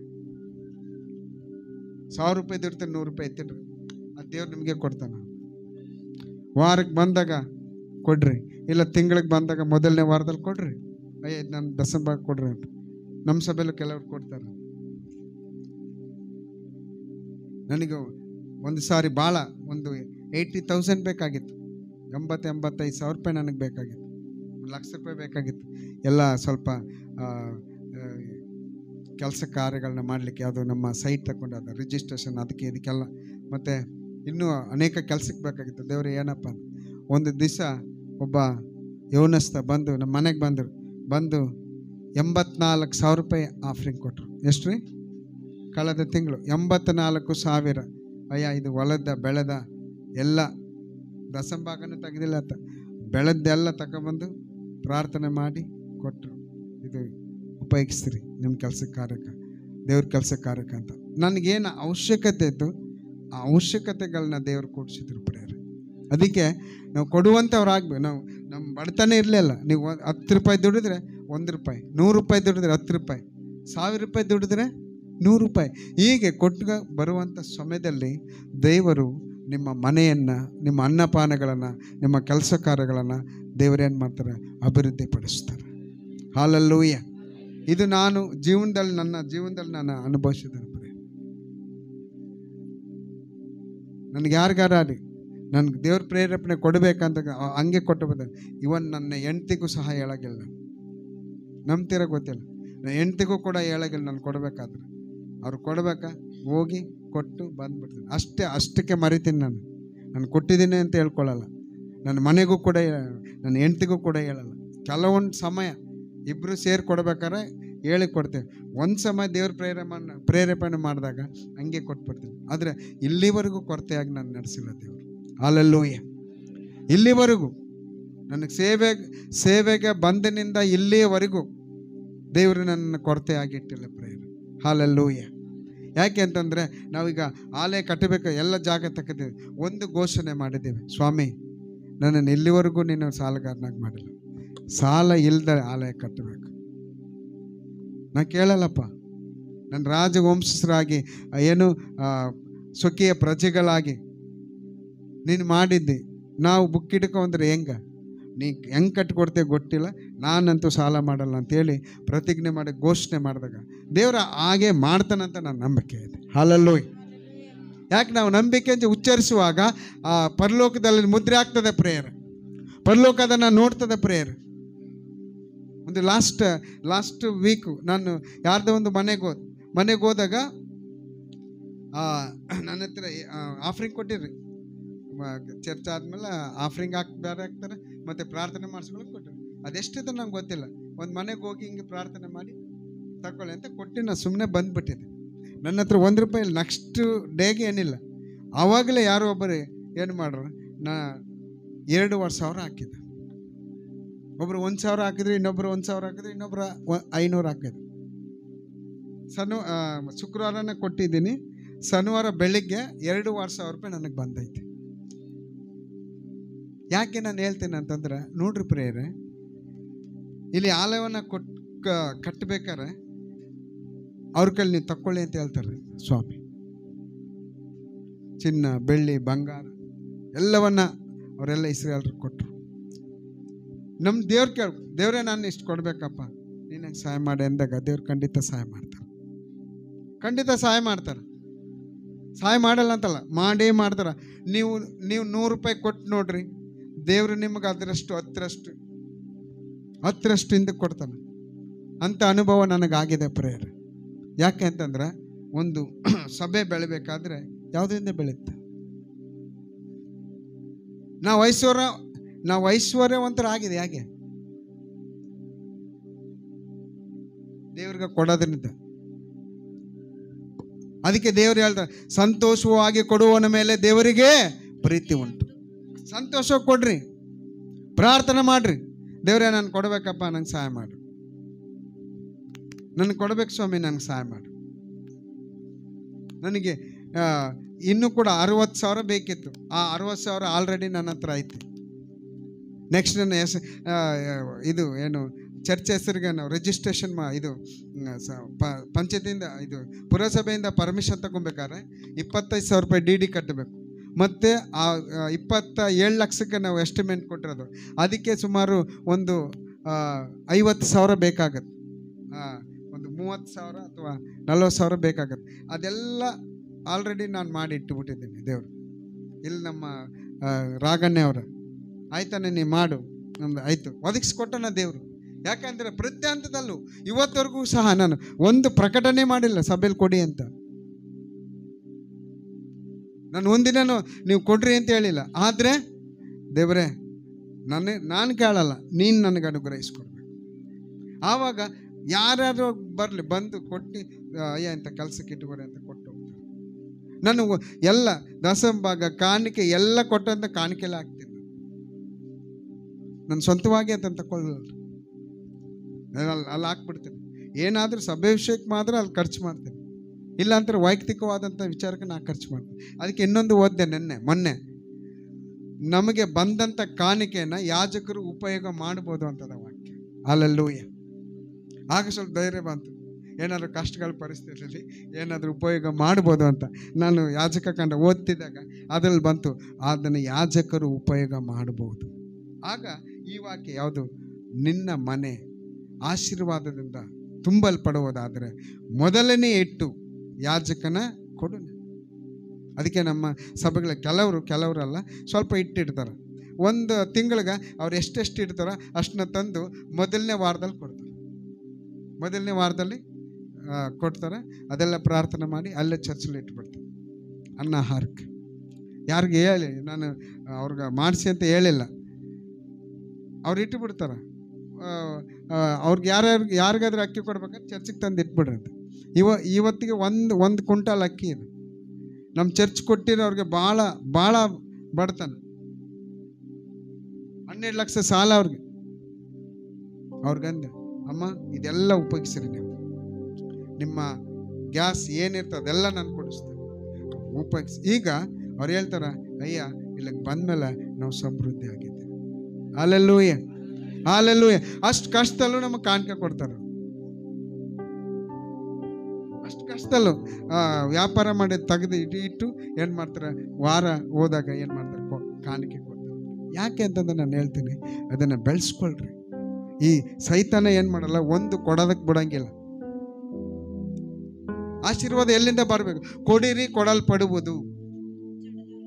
ಸಭೆ ಕಟ್ಟಬೇಕಾರೆ ಏನು ದೇವ ಜನರು ಕೊಡ್ಬೇಕ್ರಿ. ಸಭೆ ಮೇಂಟೆನೆನ್ಸ್ ಆಗ್ಬೇಕಾದ್ರೆ ದೇವ ಜನರು ಕೊಡ್ಬೇಕ್ರಿ.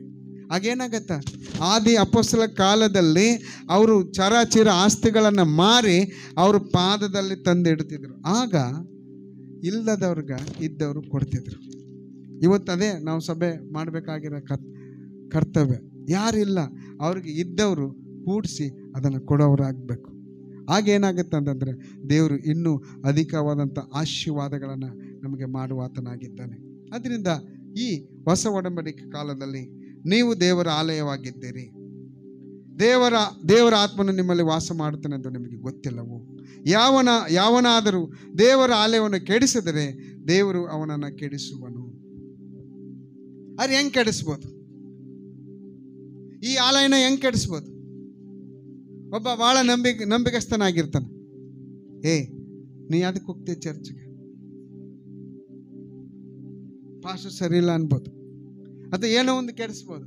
ಆಗ ಒಬ್ಬರಿಂದ ಒಬ್ರು ಏನಾಗ್ತದ, ಒಂದು ಗುಂಪು ಆಗ್ಬಿಡ್ತಾರೆ. ಅದನ್ನೇ ಕೆಡಿಸ್ಬೋದು ಅಂತ. ಒಂದು ವೇಳೆ ನೀನು ಸಭೆಗೆ ಅಡ್ಡಿ ಮಾಡಿದ್ರೆ, ವಿಶ್ವಾಸಿಗಳಿಗೆ ಅಡ್ಡಿ ಮಾಡಿದ್ರೆ, ನಿನ್ನನ್ನು ದೇವ್ರು ಕೆಡಿಸ್ತಾನ ಅಂತ ಹೇಳ್ತಾರೆ. ನಿನ್ನನ್ನು ದೇವ್ರೇನು ಮಾಡ್ತಾನೆ? ಕೆಡಿಸ್ತಾನೆ. ಅದಕ್ಕೆ ನಾವು ಅಯ್ಯೋರು ಭಾಳ ಉತ್ತಮವಾಗಿದ್ದು.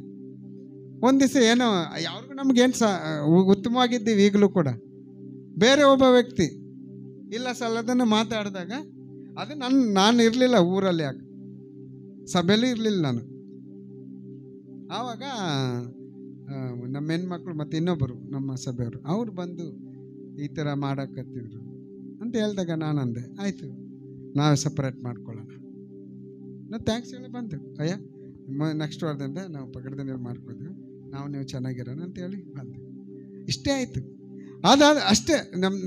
ನಾವು ಯಾವತ್ತೂ ಜಗಳ ಆಡಿಲ್ಲ, ವೈಮನಸ್ಸು ಮಾಡ್ಕೊಂಡಿಲ್ಲ, ಕೋಪಿಸ್ಕೊಂಡಿಲ್ಲ, ಏನೂ ಮಾಡ್ಕೊಂಡಿಲ್ಲ. ಅದಕ್ಕೆ ದೇವರು ಈ ಯಾವನಾದರೂ ದೇವರ ಆಲಯ ಅಂದರೆ ಯಾರು? ನಾವೇ. ನಮ್ಮನ್ನು ಕೆಡಿಸಿದ್ರೆ, ಒಬ್ಬನ್ನ ಕೆಡಿಸಿದ್ರೆ, ಅಥವಾ ಒಬ್ಬನ ಮೇಲೆ ಚಾಡಿ ಹೇಳಿದ್ರೆ, ಅಂಥವನ್ನ ಯಾರು ಕೆಡಿಸ್ತಾರೆ? ದೇವ್ರು ಕೆಡಿಸ್ತಾರೆ. ಅದಕ್ಕೆ ಸ್ವಾಮಿ ಹೇಳ್ತಾರೆ, ಹೌದಂದ್ರೆ ಹೌದನ್ರಿ, ಅಲ್ಲ ಅಂದರೆ ಅಲ್ಲ. ಮತ್ತು ಅಲ್ಲ ಕೊತ್ತಂಬರಿ ಅಂತ ಹೇಳ್ಬಿಡ್ಬೇಡಿ. ನಮ್ಗೆ ಈ ಕಡೆ ಅಲ್ಲ ಅಂದರೆ ಬೇರೆ ಅರ್ಥ ಆಗ್ತವೆ ಅಲ್ರಿ. ಇಲ್ಲಿ ಬೇರೆ ಅರ್ಥ ಆಗ್ತದಲ್ಲ ಅಲ್ಲ ಅಂದರೆ. ಅಲ್ಲ ಅಂದರೆ ಶುಂಠಿ ಆಯಿತು ನಮ್ಮ ಕಡೆ. ಅಲ್ಲ ಅಂದ್ರೆ ಒಂದು ವೇಳೆ ಹೌದಂದರೆ ಹೌದು, ಇಲ್ಲ ಅಂದರೆ ಇಲ್ಲ. ಇದನ್ನೆಲ್ಲ ಮಾಡಿಬಿಟ್ರೆ ಈ ಕಡೆ. ಆದ್ದರಿಂದ ನಾವು ಯಾವತ್ತಷ್ಟು ಒಬ್ಬ ಮನುಷ್ಯನನ್ನು ಕೆಡಿಸ್ಲಿಕ್ಕೆ ಹೋಗ್ಬಾರ್ದು.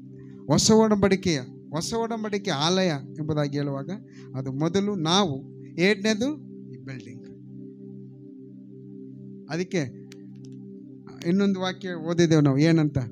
ಹೃದಯ ಎಂಬ ಬಾಗಿಲ ಬಳಿ ನಿಂತುಕೊಂಡು ತಟ್ಟುತ್ತಾ ಇದ್ದಾನೆ, ಯಾವನಾದರೂ ಶಬ್ದವನ್ನು ಕೇಳಿ ತನ್ನ ಹೃದಯದ ಬಾಗಿಲನ್ನು ತೆಗೆದರೆ ನಾನು ಒಳಗೆ ಬಂದು ಊಟ ಮಾಡ್ತೇನೆ, ಅವನು ನನ್ನ ಸಂಗಡ ಊಟ ಮಾಡ. ಹೆಂಗೆ ಊಟ ಮಾಡ್ತೀರಿ? ಹೆಂಗೆ ಊಟ ಮಾಡೋದು ಹೇಳ್ರಿ?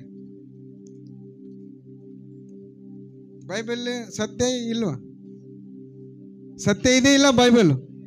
ಮತ್ತೆ ಹೆಂಗೆ ಊಟ ಮಾಡೋದು ಹೇಳ? ಬೈಬಲ್ ವಾಕ್ಯ ಹೇಳ್ತದೆ, ನಾನು ಅವನ ಸಂಗಡ ಊಟ ಮಾಡುವೆನು, ಅವನು ನನ್ನ ಸಂಗಡ ಊಟ ಮಾಡುವೆ. ಹಾಗಂದ್ರೆ ಏನರ್ಥ? ಹೃದಯನ ತೆರೆದು ಕೊಟ್ರೆ ನಾನು ಬಂದು ಊಟ ಮಾಡ್ತೇನೆ ಅಂತ ಹೇಳ್ತಾರೆ. ಇದರ ಅರ್ಥ ಏನು ಹೇಳ್ರಿ? ನಿಮ್ಗೆ ಗೊತ್ತಿದ್ದೇಳಿ, ತಿರುಗಿ ಗೊತ್ತಿಲ್ಲ ಅಂದ್ರೆ ನಾನು ಹೇಳ್ತೇನೆ.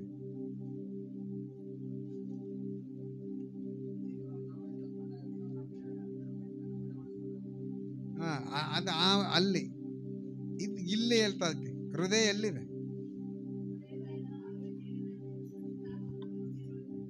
ಪರಿಶುದ್ಧಾತ್ಮನ ನಮ್ಮ ಹೃದಯದೊಳಗೆ ಬರ್ತಾನ. ವಾಕ್ಯವನ್ನು ಓದುವಾಗ ಅದೇ ಊಟ. ಆಮೇಲೆ ಒಳ್ಳೇದು, ಸ್ವಲ್ಪ ಹತ್ರ ಆತ್ಮಿಕವಾದ ಆಹಾರ ಅಂದ್ರೆ ಯೇಸು ಹೇಳ್ತಾರೆ ಒಂದು ಏನಂತ, ನಾನೇ ಜೀವವುಳ್ಳ ರೊಟ್ಟಿಯಾಗಿದ್ದೇನೆ. ಅಂದ್ರೆ ಇಲ್ಲಿ ನಾವು ಹೃದಯದಲ್ಲಿ ಒಪ್ಪಿಸ್ಕೊಟ್ಟು ಅದರ ಮಾರ್ಗದಲ್ಲಿ ನಡೆಯುವಾಗ ದೇವರು ನಮ್ಮ ಸಂಗಡ ಮಾತಾಡ್ತಾನೆ ಮತ್ತು ನಾವು ಆತನ ಸಂಗಡ ಮಾತಾಡ್ತೀವಿ. ಇದೇ ಊಟ, ಕಾನ್ವರ್ಜೇಷನ್. ದೇವ್ರು ನಮ್ಮ ಸಂಗಡ ಈಗ ನೋಡಿ, ರಕ್ಷಣೆ ಹೊಂದಿದ ಮೇಲೆ ನೀವು ಮಾತಾಡ್ತಾ ದೇವ್ರೊಟ್ಟಿಗೆ ಇಲ್ಲ. ಈಗ ಒಬ್ಬ ಗಂಡು ಹೆಣ್ಣು ಮದುವೆ ಆಗ್ತಾರ ಅಂತ ಇಟ್ಕೋರಿ. ಮದುವೆ ಆಗಕ್ಕೂ ಮೊದಲೇ ಏನು ಹೆಂಗಿರ್ತಾರ ಅವರು? ದೂರಕ್ಕೆ ಇರ್ತಾರ ಅಲ್ರಿ? ಮದುವೆ ಆದ ನಂತರ ಎಷ್ಟು ಹತ್ರ ಇರ್ತಾರ? ತುಂಬಾ ಹತ್ರ ಇರ್ತಾರ ಅಲ್ಲ? ಈತ ಬಿಟ್ಟು ಆಕೆ ಉಣ್ಣಲ್ಲ, ಆಕೆ ಬಿಟ್ಟು ಈತ ಉಣ್ಣಲ್ಲ. ಎಲ್ಗಾರ ಹೋದ್ರೆ ಹೋಗಿ ಬರ್ತೀನಿ, ಬೇಗ ಬರ್ರಿ, ಇದೆಲ್ಲ ಭಾಳ ಸಂಬಂಧ ಅಂದಂಗೆ ಹೆಂಗಿರ್ತದ. ಗಂಡ ಹೆಂಡತಿ ಒಂದ್ಸಲ ಮದುವೆ ಆಯ್ತು ಅಂದಾಗ ಅವರು ಸಾಯೋ ತನಕ ಭಾಳ ಪ್ರೀತಿಯಿಂದ ಇರ್ತಾರೆ. ಯಾವತ್ತಾದ್ರೂ ನಿಮ್ಮ ಹೆಣ್ಮಕ್ಳು ನೀವು ಹೇಳ್ದೆ ಹೋಗಿದ್ದೀರಾ? ಹೇಳ್ದೆ ಹೋಗಿಬೇಕು, ಹೇಳ್ದೆ ಹೋಗ್ಬೇಕು. ಹೇಳ್ದೆ ಹೋಗಿದ್ದೀರಾ ಎಲ್ಲಾರ? ಅದಕ್ಕೆ ಜಗಳ ಆಗ್ತವೆ ಅಲ್ಲ? ಯಾಕೆಂದ್ರೆ ಆದಾಮ ಅವ್ವ ಸೃಷ್ಟಿ ಮಾಡಿದಾಗ ದೇವ್ರು ಏನು ಮಾಡಿದ್ರು? ಒಳ್ಳೆದರ ಕೆಟ್ಟದ ಅರಿವನ್ನ ಹುಟ್ಟಿಸ್ತಕ್ಕಂಥ ಮರ ಸೃಷ್ಟಿ ಮಾಡಿದ್ರು. ಅದನ್ನು ತಿನ್ಬೇಡ ಅಂತ ಹೇಳಿದ್ರು. ಆದರೆ ಅವ್ವ ಏನು ಮಾಡಿದ? ಸರ್ಪದ ಮಾತು ಕೇಳಿ ತಿಂದ ತಕ್ಷಣ ಸಂಗಡಿದ್ದ ಗಂಡನಿಗೂ ಕೂಡ ಕೊಟ್ಟಿದ ತಕ್ಷಣ ಆತನೇನಂದ? ಏನು ಆಲೋಚನೆ ಮಾಡಿಲ್ಲ, ತಿಂದ. ಇವತ್ತು ಕೂಡ ಏನಾದರೂ ವಸ್ತುಗಳು ತೆಗೆದುಕೊಳ್ಳುವಾಗ ನಿಮ್ಮ ಹೆಣ್ಣು ಮಕ್ಕಳಿಗೆ ಹೇಳ್ದೆ ತಕ್ಕೊಳ್ತೀರಾ? ಹೇಳ್ರಿ, ಅವ್ರು ಬೇಕಾದ್ರೆ ನಿಮ್ಗೆ ಹೇಳ್ದೆ ತಕ್ಕೊಳ್ತಾರ. ಹೆಣ್ಣು ಮಕ್ಕಳು ಗಂಡು ಮಕ್ಕಳಿಗೆ ಹೇಳ್ದೆ ತಕೊಂಡ್ಬಿಡ್ತಾರ. ಆದರೆ ಗಂಡು ಮಕ್ಕಳು ಹೇಳಿ ತಕ್ಕೊಳ್ತಾರೆ, ಹೇಳ್ದೆ ತಕ್ಕೊಳ್ಳಲ್ಲ. ಬೇಕಾದ್ರೆ ಇದು ಸತ್ಯ, ನೀವು ಬರ್ಕರಿ ಅಲ್ಲ, ಇದು ಸತ್ಯ. ಇದು ಗಂಡು ಎದಕ್ಕಪ್ಪ ಕಿರಿಕಿರಿ ಹೇಳ್ಬಿಡೋಣ ಬಿಡು ಅಂತಾರೆ. ಅವ್ರು ಹಂಗಲ್ಲ, ನೋಡೋಣ ಬಿಡು, ತಗೊಳ್ರಿ ನೋಡೋಣ, ಹಿಂಗಿರ್ತ. ಇದು ವಾಸ್ತವ. ಇದು ಮೊನ್ನೆ ನಾನು ಇದೇ ಪ್ರಸಂಗ ಮಾಡಿದೆ ನಮ್ಮ ಚರ್ಚ್ ಲಾಸ್ಟ್ ಟೈಮ್. ಆಗ ನನ್ನ ಭಾನುವಾರ ಮುಗಿದ್ಮೇಲೆ, ಇಲ್ಲ ಶುಕ್ರವಾರ ಮುಗಿದ್ಮೇಲೆ ಒಬ್ಬ ಹೋದ ಬೈಕ್ ತರಕ್ಕೆ. ಬೈಕ್ ಸೆಕೆಂಡ್ ಹ್ಯಾಂಡ್ ಬೈಕ್ ಬೇಕು ಅಂತ ತರಕ್ಕೆ ಹೋಗಿ ನನಗೆ ಫೋನ್ ಮಾಡಿದೆ. ಅಯ್ಯ ಅಮ್ಮ ಇದ್ದಾರೆ ಅಂದ್ರೆ ನಮ್ಮ ದುರ್ಗಮ್ಮ ಇದ್ದಾರೆ, ಕೊಡ್ರಿ ಅವ್ರಿಗೆ. ಹೋಗಿ ಆಯ್ತು, ಅಲ್ಲಿ ಒಂದು ಬೈಕ್ ನೋಡೀನಿ, ತಗೊಳ್ಳೆ ಬೇಡ ಅಂತ. ಏನಂದ? ತಗೊಳ್ಳೆ? ಇಲ್ಲಿ ಪರ್ಮಿಷನ್ ಅಂದರೆ ಇಲ್ಲಿ ಏನಾಯ್ತದ್ದು? ಇಲ್ಲಿ ಪರ್ಮಿಷನ್ ಆಯಿತು ಅಂದರೆ ಅಲ್ಲಿ ಏನಾಯಿತು? ಸ್ಯಾಂಕ್ಷನ್ ಆಯಿತು. ಆಗ ಏನಿಲ್ಲ, ಕಿರಿಕಿರಿ ಇಲ್ಲ. ಒಂದು ವೇಳೆ ತಕ್ಕ ಬಂದ್ಬಿಟ್ರೆ ಯಾರಿಗೆ ಹೇಳಿ ತಕ್ಕಂದೆ? ರೊಕ್ಕ ಕೊಡೋದು ಯಾರು? ಅಲ್ರಿ, ಇಬ್ಬರು ಇರ್ತಾರೆ, ಇಬ್ಬರು ಸಂಪಾದನೆ ಮಾಡ್ತಾರೆ. ಇದು ವಾಸ್ತವ ರೀ. ಬೇಕಾದ್ರೆ ಅವ್ರಿಗೆ ಯಾವುದೋ ಒಂದು ಏನೋ ಒಂದು ಬಂಗಾರದ ಒಂದು 5,000 6,000 ತಗೊಂಡಿರ್ತಾರ, ಅವ್ರು ಮುಚ್ಚಿಟ್ಟು ಬಿಡ್ತಾರೆ ಹೇಳೋದು.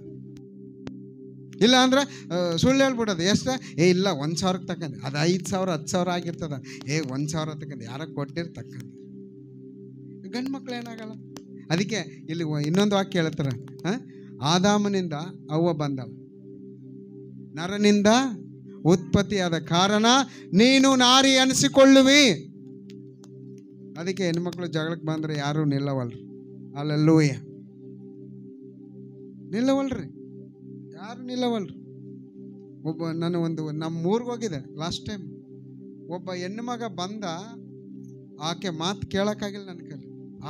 ಅಂತಂಥ ಮಾತುಗಳಾಗ ಒಂದು ಊರನ್ನೇ ಎದುರ್ಸಕ್ಕೈತಿ. ಆಕೆ ಯಾರಿಗೂ ಮಾತು ಕೊಡೋಗಿಲ್ಲ, ಅವ್ ಗಂಡನೂ ಏನು ಮಾಡೋಗಿಲ್ಲ. ಆದರೆ ನನಗೆ ಬಗ್ಗದಾಕಿ ಆ ಮೊಮ್ಮಗಳಿಗೆ ಭಾಳ ಹುಷಾರಿರಲಿಲ್ಲ. ಅಣ್ಣ ನಮ್ಮ ಮನೆಗೆ ಬಂದು ಪ್ರೇಯರ್ ಮಾಡಿರಿ. ಆಯ್ತಾ ಕನ್ನಡ್ರಿ, ಬರ್ತೇನೆ ಅಂತ ಹೋಗಿ ಪ್ರಾರ್ಥನೆ ಮಾಡಿದ್ರೆ ಗುಣ ಆಯ್ತು. ಈಗ ಆ ಬೀದಿಲಿ ಯಾರಿಗ ಗೌರವ ಕೊಡಲ್ಲ. ಇನ್ನು ನಾವು ಹೋಯ್ತು ಅಂತಂದ್ರೆ ಈಗ ಬಂದ್ರಣ್ಣ ಬರ್ರಿ, ಮನೆಗೆ ಬರ್ರಿ ಅಂತಂಥ ಶಬ್ದಗಳಿಗೆ ಕೇಳೋಕ್ಕಾಗಲ್ಲ. ಅಂತಂಥ ಮಾತುಗಳು ಇಡೀ ಊರನ್ನೇ ಎದುರಿಸ್ತಕ್ಕೆ. ಅದಕ್ಕೆ ದೇವ್ರ ವಾಕ್ಯ ಸುಳ್ಳಾಕಲ್ಲ. ನರನಿಂದ ಬಂದ ಕಾರಣ ನಾರಿ ಅನಿಸಿಕೊಳ್ಳುವಳು. ಮತ್ತು ಗಂಡು ಮಕ್ಕಳು ಹೆಚ್ಚು ವಾಗ್ವಾದ ಮಾಡೋಕ್ಕೆ ಹೋಗಲ್ಲ, ಮತ್ತು ಹೆಚ್ಚು ಏನು ಅವರು ಬಯಕ್ಕೆ ಹೋಗಲ್ಲ. ಹೆಣ್ಮಕ್ಳು ಹೆಚ್ಚು ಬೈತಾರೆ. ಯಾಕಂದ್ರೆ ಮೊದಲನೇ ಪಾಪ. ಅದಕ್ಕೋಸ್ಕರ ಈ ಹೃದಯವನ್ನು ಯಾರಿಗೂ ಒಪ್ಪಿಸ್ಕೊಡ್ಬೇಕು? ಯಾರಿಗೂ ಒಪ್ಪಿಸ್ಕೊಡ್ಬೇಕ್ರಿ? ಆ ದೇವ್ರಿಗೆ ಒಪ್ಪಿಸ್ಕೊಟ್ಟಾಗ ಎಲ್ಲ ಸುಲಲಿತವಾಗಿ ನಡೀತೆ. ತಾಳ್ಮೆ, ಸಮಾಧಾನ, ಸಂತೋಷ, ದೀರ್ಘ ಶಾಂತಿ ಎಲ್ಲ ಯಾವಾಗ ಬರ್ತದೆ ಅಂತಂದ್ರೆ ನಾವು ಕಂಪ್ಲೀಟ್ ಆತನ ಕಡೆಗೆ ಒಪ್ಪಿಸ್ಕೊಟ್ಟಾಗ. ಆಗ ರಕ್ಷಣೆ ಹೊಂದ್ಕೊಳ್ತೀವಿ. ಆಗ ರಕ್ಷಣೆ ಹೊಂದಿದ್ರು ಕೂಡ ಕೆಲವು ಬುದ್ಧಿ ಬದಲಾವಣೆ ಆಗಿಲ್ಲ ಅಂತಂದ್ರೆ ಇನ್ನೂ ಸರಿಯಾಗಿ ಅವರು ದೇವರ ಕಡೆಗೆ ತಮ್ಮನ್ನು ತಾವು ಒಪ್ಪಿಸ್ಕೊಟ್ಟಿರುವುದಿಲ್ಲ. ಈ ರಕ್ಷಣೆ ಅನ್ನೋದು 1-2 ದಿನದಲ್ಲಿ ನಡೆಯುವಂಥ ಇದಲ್ಲ. ದಿನ ನಾವು ಎಚ್ಚರಿಸ್ಕೊಳ್ಬೇಕು. ದಿನ ಅನುದಿನವು ಈಗೆಲ್ಲ ಚರ್ಚ್ ಮುಗಿಸಿ ಮನೆಗೆ ಹೋಯ್ತು, ಒಂದು ಸಮಸ್ಯೆ ಬರ್ತದ, ತಿರುಗಿ ಸಮಸ್ಯೆ ಬರ್ತದ. ಅದಕ್ಕೆ ಹೇಳ್ತಾರೆ ಇಲ್ಲಿ, ನಿಮ್ಮನ್ನು ನೀವು ತಗ್ಗಿಸ್ಕೊಳ್ರಿ. ಹಾಗಾದ್ರೆ ನಾವು ಮೊದಲನೇ ಆಲಯ ಯಾವ್ದು ನೋಡಿದ್ದು? ಗುಡಾರ. ಅದನ್ನು ಜಾಲಿ ಮರದಿಂದ ದೇವ್ರು ಕಟ್ಟಿದ್ರು. ಎರಡನೇ ಆಲಯ ಬೆಳ್ಳಿ, ಬಂಗಾರ, ಕಲ್ಲು, ಮಣ್ಣು, ಮರ ಇಂಥದ್ರಲ್ಲಿ ಕಟ್ಟಿದ್ರು. ಅದು ಶಾಶ್ವತವಾಗಿರಲಿಲ್ಲ, ಅದು ಕೂಡ ಶಾಶ್ವತವಾಗಿರಲಿಲ್ಲ. ಆದರೆ ಮೂರನೇ ಆಲಯ ಅಂತಂದರೆ ನಮ್ಮ ಮನಸ್ಸು. ದೇವ್ರು ನಮ್ಮ ಆಲಯವನ್ನು ಹೊಸ ಒಡಂಬಡಿಕೆಯಲ್ಲಿ ಯಾರಿಗಾಗಿ ಹೋಲಿಸಿದ್ದಾನೆ ಅಂತಂದ್ರೆ ಆತನ ಮಕ್ಕಳಿಗಾಗಿ ಹೋಲಿಸಿದ್ದಾನೆ. ಈ ಹೋಲಿಕೆ ಇಲ್ಲಿ ನಾವು ಆತನನ್ನು ಹೃದಯಪೂರ್ವಕವಾಗಿ ನಾವು ಆತನನ್ನು ಅಂಗೀಕಾರ ಮಾಡಿ, ದೇವರೇ ನಿನ್ನ ಸ್ವಾಸ್ಥ್ಯದಲ್ಲಿ ನಾವು ಇರ್ತೀವಪ್ಪ, ಪವಿತ್ರಾತ್ಮ ನೀನು ನಮ್ಮೊಟ್ಟಿಗೆ ಸದಾಕಾಲ ಇರುವುದಾಗಿ ಈ ಯಾವಾಗ ನಾವು ಈ ರೀತಿಯಾಗಿ ಒಪ್ಪಿಸ್ಕೊಡ್ತೇವೆ, ಅದ್ರ ಪ್ರಕಾರ ನಡಿತೀವಿ, ನಾವು ರಕ್ಷಣೆ ಕಳ್ಕೊಳ್ಳಿಕ್ಕೆ ಸಾಧ್ಯ ಇಲ್ಲ ಪ್ರಿಯರೇ. ಅದಕ್ಕೆ ಪಾಸ್ಟರ್ ಹೇಳಿದ್ರು, ಈ ಒಂದು ಸೇವೆ, ನಮ್ಮ ಸೇವೆಯಲ್ಲಿ ಒಂದು ವೇಳೆ ಎಲ್ಲರೂ ಇರೋದಾದರೆ ಈ ಜಾಗ ನಮಗೆ ಸಾಕಾಗ್ತಿರ್ಲಿಲ್ಲ. ಹಾಗಾದರೆ ಚರ್ಚ್ಗೆ ಯಾವುದಕ್ಕೆ ಬರಬೇಕು? ರಕ್ಷಣೆಗೋಸ್ಕರ. ದೇವರೇ, ಯೇಸುಸ್ವಾಮಿ ಬಂದಂಥ ಉದ್ದೇಶ ಏನಂತಂದ್ರೆ ನಮ್ಮನ್ನೆಲ್ಲ ಪಾಪದಿಂದ ಬಿಡುಗಡೆ ಮಾಡಿ ಸ್ವರ್ಗ ರಾಜ್ಯದಲ್ಲಿ ಸೇರಿಸು. ಆದರೆ ಆ ಸ್ವರ್ಗ ರಾಜ್ಯ ನಮಗೆ ಬೇಡ, ನಮಗೆ ಬರೀ ಸ್ವಸ್ಥತೆ, ಅದ್ಭುತಗಳಲ್ಲ. ಅದಕ್ಕೆ ಒಬ್ಬ ಸೇವಕರು ಒಂದು ಮನೆಗೆ ಹೋಗಿದ್ರಂತೆ. ಒಂದು ಮನೆಗೆ ಹೋಗಿ ಅವರು ಒಂದು ಸರಿ ಅವ್ರ ಮನೆಗೆ ಹೋಗಿ ಅವ್ರು ಎಣ್ಣೆಗೆ ಪ್ರಾರ್ಥನೆ ಮಾಡಿಕೊಟ್ರು. ಎಣ್ಣೆ, ಕೊಬ್ಬರಿ ಎಣ್ಣೆ ಇಲ್ಲ, ಕೊಬ್ಬರಿ ಎಣ್ಣೆಗೆ ಪ್ರಾರ್ಥನೆ ಮಾಡಿಕೊಟ್ಟಾಗ ಆ ಕೊಬ್ಬರಿ ಎಣ್ಣೆ ತಗೊಂಡು ಅಯ್ಯಮ್ಮ ಒಂದು ಕಡೆ ಇಟ್ಟಿಲ್ಲ. ತಿರುಗಿ ಇನ್ನೊಂದು ಸರಿ ಹೋದಾಗ ಅಯ್ಯಮ್ಮ, ಅಮ್ಮ ಬರ್ರಿ ನಿಂಗೆ ಪ್ರಾರ್ಥನೆ ಮಾಡ್ತೀನಿ ಅಂದಾಗ ಅವ್ರು ಹೇಳಿದ್ರಂತ, ಅಯ್ಯ ನನಗೇನು ಬೇಡ, ಒಂದು ಕೊಬ್ಬರಿ ಎಣ್ಣೆಗೆ ಮಾಡೋಡು. ಯಾರಿಗೆ ಮಾಡೋಡು? ಕೊಬ್ಬರಿ ಎಣ್ಣೆಗೆ ಮಾಡೋಡು ಪ್ರಾರ್ಥನೆ. ಅದಕ್ಕೆ ಕೊಬ್ಬರಿ ಎಣ್ಣೆಗೆ ಪ್ರಾರ್ಥನೆ ಮಾಡಿದ್ರೆ ಫಸ್ಟು ಆ ಕೊಬ್ಬರಿ ಎಣ್ಣೆನ ಹಚ್ಕೊಂಬಿಟ್ಟು ಆಕೆಗಿದ್ದಂಥ ರೋಗ ಏನಾಯಿತು? ವಾಸಿ ಆಯಿತು. ಇನ್ನು ಪ್ರಾರ್ಥನೆ ಯಾರಿಗೆ ಬೇಕು? ಕೊಬ್ಬರಿ ಎಣ್ಣೆಗ. ನನಗೆ ಬೇಡ, ಕೊಬ್ಬರಿ ಎಣ್ಣೆಗೆ ಸಾಕ ಅಂದ್ಲಂತ. ಹಂಗೆ ನೋಡ್ರಿ, ರೋಗ, ದೆವ್ವ, ಕಷ್ಟ, ಸಂಕಟ ಎಲ್ಲ ಹೋಯ್ತವ. ಮೊದಲೇ ನಮ್ಮ ದೇಹದಲ್ಲಿ ಯಾರಿಗೆ, ನಮ್ಮ ಹೃದಯದಲ್ಲಿ ಯಾರಿಗೆ ಮೊದಲನೇ ಸ್ಥಾನ ಕೊಡಬೇಕು? ದೇವ್ರು ಕೊಡ್ಬೇಕು. ಕ್ಯಾನ್ಸರ್ ಹೋಯ್ತವ, ಜ್ವರನೂ ಹೋಯ್ತವೆ, ತಲೆನೂ ಹೋಯ್ತವೆ, ಭೂತ, ದೆವ್ವ ಎಲ್ಲ ಹೋಯ್ತವ. ಯಾವಾಗ? ಹೃದಯದಲ್ಲಿ ಯಾರಿರ್ಬೇಕ? ದಿನ ನಾವು ಮಾತಾಡ್ತಿದ್ರು, ಯಾರು ಹೇಳ್ತಾರಲ್ಲ, ದಿನ ನಿಮ್ಮ ಸಂಗಡ ನಾನು ಊಟ ಮಾಡ್ತೀನಿ ಅಂತ. ಆ ಊಟನೇ ಮಾತು. ಈ ಮಾತನ್ನ ಎಲ್ಲಿ ದೇವ್ರು ಹೇಳ್ತಾರ ಅಂದ್ರೆ ಯೋಹಾನ್ ಸುವಾರ್ತೆ 4ನೇದಲ್ಲಿ ಸಮಾರ ಸ್ತ್ರೀ ಹತ್ರ ಹೋಗ್ತಾರೆ. ಆ ಸಮಾರ ಸ್ತ್ರೀ ಹತ್ರ ಹೋಗಿ ಸಂಭಾಷಣೆ ಮಾಡ್ತಿರ್ಬೇಕಾದ್ರೆ ಶಿಷ್ಯರು ಊಟ ತರಕ್ಕೆ ಹೋಗಿರ್ತಾರೆ. ಆಗ ಸ್ವಾಮಿ ಊಟ ಆಯ್ತಾ ಅಂದಾಗ ಸ್ವಾಮಿ ಹೇಳ್ತಾರೆ, ನನಗೆ ಬೇರೆ ಆಹಾರ ಇದೆ, ಬೇರೆ ರೀತಿಯ ಆಹಾರ ಇದೆ. ಆಹಾರ ಯಾವುದು ಅಂತಂದ್ರೆ ಜನರನ್ನ ಸಂಧಿಸುವುದೇ, ನಿನ್ನನ್ನು ಸಂಧಿಸುವುದೇ ಪ್ರೇಯರ್. ಅದಕ್ಕೆ ನಾವು ಕುಟುಂಬವಾಗಿ ಪ್ರಾರ್ಥನೆ ಮಾಡಬೇಕು, ವೈಯಕ್ತಿಕವಾಗಿ ಪ್ರಾರ್ಥನೆ ಮಾಡಬೇಕು. ಕುಟುಂಬದಲ್ಲಿ ಮಾಡ್ತೀರಿ ಪ್ರಾರ್ಥನೆ, ವೈಯಕ್ತಿಕವಾಗಿ ಯಾರು ಮಾಡ್ತೀರಿ ಪ್ರಾರ್ಥನೆ? ವೈಯಕ್ತಿಕವಾಗಿ ಮಾಡುವಾಗ ದೇವ್ರು ನಮ್ಗೆ ಕೂಡ ಮಾತಾಡ್ತಾನೆ. ಪ್ರೇಯರ್ ಒಂದು ಅರ್ಧ ತಾಸು ಸಮಯ ವೈಯಕ್ತಿಕವಾಗಿ ಕೊಡ್ರಿ ಡೈಲಿ, ಇಲ್ಲ ಅಂದ್ರೆ 15 ನಿಮಿಷ ಕೊಡ್ರಿ. 1 ತಾಸು ಬೇಕಾಗಿಲ್ಲ, 15 ನಿಮಿಷ ವೈಯಕ್ತಿಕವಾಗಿ ನೀವು ಪ್ರಾರ್ಥನೆ ಮಾಡಿ. ಗಂಡ ಒಂದು ಕಡೆ, ಯೌವನಸ್ಥರು ಒಂದು ಕಡೆ, ಯಾರು ಹೆಂಡತಿ ಒಂದು ಕಡೆ, ವೈಯಕ್ತಿಕವಾಗಿ ದೇವ್ರನ್ನ ಸಂಧಿಸುವಂಥದ್ದು, ಕುಟುಂಬವಾಗಿ ಸಂಧಿಸುವುದು. ಕುಟುಂಬ ಪ್ರಾರ್ಥನೆ ಮಾಡಿದ್ರೆ ಬೈಬಲ್ ಓದ್ತೀರಿ, ಆದರೆ ವೈಯಕ್ತಿಕವಾಗಿ ಕೂತ್ಕೊಂಡಾಗ ಅನೇಕ ಆಶೀರ್ವಾದಗಳು ನೀವು ಕಂಡುಕೊಳ್ತೀರ. ದೇವ್ರು ನಿಮ್ಮ ಒಟ್ಟಿಗೆ ಮಾತಾಡ್ತಾರೆ. ದೇವ್ರ ಪಕ್ಷಪಾತಿ ಅಲ್ಲ, ದೇವರ ಪಕ್ಷಪಾತಿ ಅಲ್ಲ, ಎಲ್ಲರನ್ನ ಸಮವಾಗಿ ಪ್ರೀತಿ ಮಾಡುವಂಥ ದೇವರಾಗಿದ್ದಾನೆ. ಅದರಿಂದ ನೀವೇನು ಮಾಡ್ರಿ, ವೈಯಕ್ತಿಕವಾದ ಪ್ರಾರ್ಥನೆ ಮಾಡ್ರಿ. ನನಗೆ ಸಮಸ್ಯೆಗಳು, ಕಷ್ಟಗಳು, ಅದು ಇದು ಬಂದಾಗ ವೈಯಕ್ತಿಕವಾಗಿ ಕುಂತ್ಕೊಳ್ತೀವಿ. ಸುಮ್ಮನೆ ಅನ್ಯ ಭಾಷೆ ಪ್ರಾರ್ಥನೆ ಮಾಡಕ್ಕೆ ಇದ್ರೆ ಅದು ಆಟೋಮೆಟಿಕ್ಕಾಗಿ ಆ ಕಾರ್ಯ ಎಲ್ಲ ಜರುಗ್ತವೆ. ಹಲ್ಲೆಲೂಯಾ. ಮತ್ತು ವರಗಳನ್ನ ಕೇಳ್ರಿ, ದೇವ್ರಿಗೆ ಕೊಡ್ತಾರೆ, ದೇವ್ರಿಗೆ ಕೊಡ್ತಾರೆ, ಎಲ್ಲರಿಗೂ ಕೊಡ್ತಾರೆ. ಅದನ್ನ ಆತಂದ ಅದು ವರ. ದೇವ್ರ ಅನ್ಯ ಭಾಷೆ ನಂಗೆ ವರ ಕೊಡಪ್ಪ. ನೀವು ಅಂತೀರ ಬಿಡ್ತೀರ. ನಮ್ಮ ಒಂದು 3-4 ಫ್ಯಾಮಿಲಿ ಇದೆ, ಅವರು ಸುವಾರ್ತೆಗೆ ಹೋಗ್ತಾರೆ ನಮ್ಮ ಸಭೆಗಳು. ಹೋಗಿ ಅವ್ರಿಗೇನಾಯ್ತು ಅಂದರೆ ಅವರೇ ಪ್ರಾರ್ಥನೆ ಮಾಡ್ತಾರೆ, ಅಲ್ಲೇ ಗುಣ ಆಗ್ಬಿಟ್ಟಿರ್ತಾವೆ. ಹಾಗೆ ಹೇಳ್ತಾರೆ, ಹಿಂಗೆ ಭಾನುವಾರ ಸಾಕ್ಷಿ ಒಳಗೆ ಹಿಂಗಾಯ್ತು, ಹಿಂಗೆ ಪ್ರಾರ್ಥನೆ ಮಾಡೋದು ವಾಸದ. ಮತ್ತು ನಿಮಗೆ ದೇವ್ರ ಹೊರ ಕೊಟ್ಟ, ನಿಮ್ಗೆ ದೇವ್ರ ಹೊರ ಕೊಟ್ಟ, ನೀವು ಮಾಡ್ರಿ, ಶುರು ಮಾಡ್ರಿ, ನನ್ನೇನು ಅವಶ್ಯಕತೆ ಇಲ್ಲ ಅಂತಿಲ್ಲ. ಇವತ್ತು ಹಂಗೆ ಪ್ರಾರ್ಥನೆ ಮಾಡಿ 3 ಕುಟುಂಬ ಕರ್ಕೊಂಬಂದಾರೆ. ಇವತ್ತು ಸಭೆ 3 ಹೊಸ ಕುಟುಂಬ ಬಂದೈತೆ. ಅದಕ್ಕೆ ನಾನು ಅಂದೆ, ನೀವು ಯಾರ್ಯಾರು ಪ್ರಾರ್ಥನೆ ಮಾಡಿ ನೀವೇ ಮಾಡ್ರಿ ಪ್ರಾರ್ಥನೆ. ಸಲಮನ್ ಪಾಸ್ಟ್ ಹೋಗಾರ, ಅಬ್ರಾಮ್ ಪಾಸ್ಟ್ ಇರ್ತಾರೆ, ನೀವು ಮಾಡ್ರಿ ಪ್ರಾರ್ಥನೆ. ನನ್ನೇನ ಕಾಯ್ಕೊಂಬೇಡ್ರಿ, ನಾನು ಲೇಟ್ ಆಗುತ್ತೆ, ನಾನು 2-3 ಗಂಟೆಗೆ ಬರ್ತೀನಿ, ನೀವೇ ಮಾಡ್ರಿ ಅಂತ ಹೇಳ್ಬಿಟ್ರೆ. ಅಯ್ಯ 3 ಕುಟುಂಬ ಬರ್ತಾವೆ, 3 ಅಲ್ಲ 6 ಕುಟುಂಬ ಬಂದರೂ ನಾನು ಇರಲ್ಲ, ನೀವು ಮಾಡ್ರಿ. ಹಂಗೆ ಒಪ್ಪಿಸ್ಕೊಡ್ಬೇಕು. ನೀವು ಒಪ್ಪಿಸ್ಕೊಟ್ಟು ದೇವರ ಆಲಯವಾಗಿದ್ದೀರಿ ನೀವು. ದೇವರು ನಿಮ್ಮಲ್ಲಿ, ದೇವರ ಆತ್ಮನು ನಿಮ್ಮಲ್ಲಿ ವಾಸ ಮಾಡುತ್ತಾನಲ್ಲವೋ? ಯಾವನಾದರೂ ಈ ಒಂದು ಆಲಯವನ್ನು ಕೆಡಿಸಿದರೆ ದೇವರು ಅವನನ್ನು ಕೆಡಿಸನು. ಯಾಕೆಂದರೆ ದೇವರ ಆಲಯವು ಪವಿತ್ರವಾದದ್ದು, ಆ ಆಲಯವು ನೀವೇ. ಪವಿತ್ರ ಎಲ್ಲಿ ಮಾಡ್ಕೋಬೇಕು? ಯಾರು ಮಾಡ್ಕೋಬೇಕು ಪವಿತ್ರನ? ದೇವ್ರು ಮಾಡ್ಬೇಕಾ? ಮೊನ್ನೆ ಒಬ್ಬರು ಬಂದರು, ಅಯ್ಯ ಈ ನರಗಳೆಲ್ಲ ಇಲ್ಲಿಂದ ಇಲ್ಲಿ ನರ ಎಲ್ಲ ಹೊಡಿತಾವಂತ ಅವರು ಸೇವಕರು. ನನ್ನೊಂದು ಮಾತಾಡ್ತಾರೆ, ಅಯ್ಯ ಒಂದು ಪ್ರಾರ್ಥನೆ ಮಾಡಿ, ಸ್ವಾಮಿ ಈ ನರ ದೋಷ ಎಲ್ಲ ಯೇಸು ನಾಮದಲ್ಲಿ ಬಿಟ್ಟೋಗ್ಲಿ ಅಂತ ಕಮೆಂಟ್ ಮಾಡ್ರಿ. ಬಿಟ್ಟೋಗ್ದಾರ ಕೇಳ್ರಿ. ಆ ಅಧಿಕಾರ ನಮಗೆ ಕೊಟ್ಟಣ, ನಿಮಗೆ ಕೊಟ್ಟಣ, ಅದನ್ನು ಖರ್ಚು ಮಾಡ್ರಿ. ಒಂದು 4 ವರ್ಷದ ಮಗು ಹೋದ ಭಾನುವಾರ 8 ಗಂಟೆಗೆ ಅಡ್ಮಿಟ್ ಆಗಿದೆ ಬೆಂಗಳೂರು ಬ್ಯಾಪ್ಟಿಸ್ಟ್ ಹಾಸ್ಪಿಟಲ್. ಏನಂತಂದ್ರೆ ಐ ಶುಗರ್ ಆಗಿ. ಡಾಕ್ಟ್ರ್ ಹೇಳ್ತಾನ, ಏನಂತ, ಉಳಂಗಿಲ್ಲ ಅಂತ ಹೇಳ್ತಾರೆ ಡಾಕ್ಟ್ರು. ಆತ ನನಗೆ ಫೋನ್ ಮಾಡಿದ್ರು ಬೆಂಗಳೂರಿಂದ, ಹಿಂಗೆ ಆಗ್ಬಿಟ್ಟದೆ, ಏನು ಮಾಡೋದು? ಮಗು ಕಿವಿಗಿಡ್ರಿ, ಇಲ್ಲ ಐಸಿಗೆ ಬಿಡೋಲ್ಲ, ಸಂಜೆ 5 ಗಂಟೆಗೆ ಬಿಡೋದು, ಒಂದು ಪ್ರೇಯರ್ ಮಾಡೋದು, ಪ್ರಾರ್ಥನೆ ಮಾಡಿ ಅದು ಖರ್ಚು ಮಾಡಿದೆ. ಎಲ್ಲ ಮಾಡೋದು ಆತ್ಮ ಯೇಸು ನಾಮದಲ್ಲಿ ಬಿಡುಗಡೆ ಆಗಲಿ ಅಂತೇಳಿ ಖರ್ಚು ಮಾಡಿ ಅನ್ಯ ಭಾಷೆಯಲ್ಲಿ ಪ್ರಾರ್ಥನೆ ಮಾಡಿ ಅವ್ರಿಗೊಂದು ಮಾತು ಹೇಳಿದೆ, ಆ ಮಗು ಸಂಜೆವರೆಗೆ ಬದುಕ್ತದೆ, ಹೋಗ್ರಿ, ನೀವೇನು ಆಲೋಚನೆ ಮಾಡಬೇಡಿ.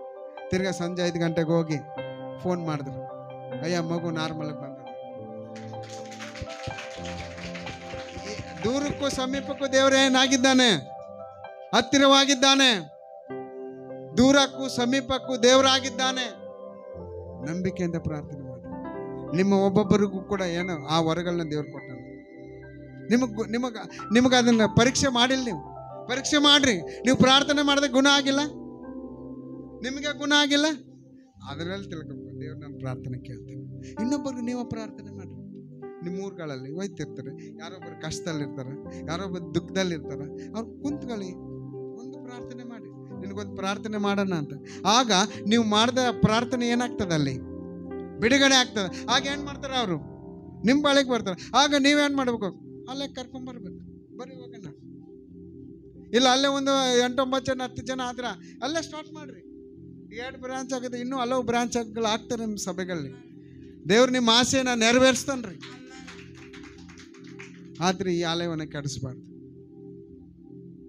ಬಿಲ್ಡಿಂಗ್ ಹೋಯ್ತವ, ಕಟ್ಟಡಗಳು ಹೋಯ್ತವ, ಆದ್ರೆ ನಾನು ನೀನು ಆತ್ಕೊಂಡಿರ್ತಕ್ಕಂಥ ದೇವರ ಆಲಯ ಯಾವುದಾಗಿದೆ?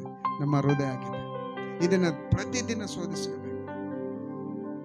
ಈ ಹೃದಯದಲ್ಲಿ ಯಾವುದು ಬೀಡಿ, ಸಿಗರೇಟು, ಗುಟ್ಕಾ, ತಂಬಾಕು ಯಾವುದನ್ನು ನಡಿಬಾರ್ದು.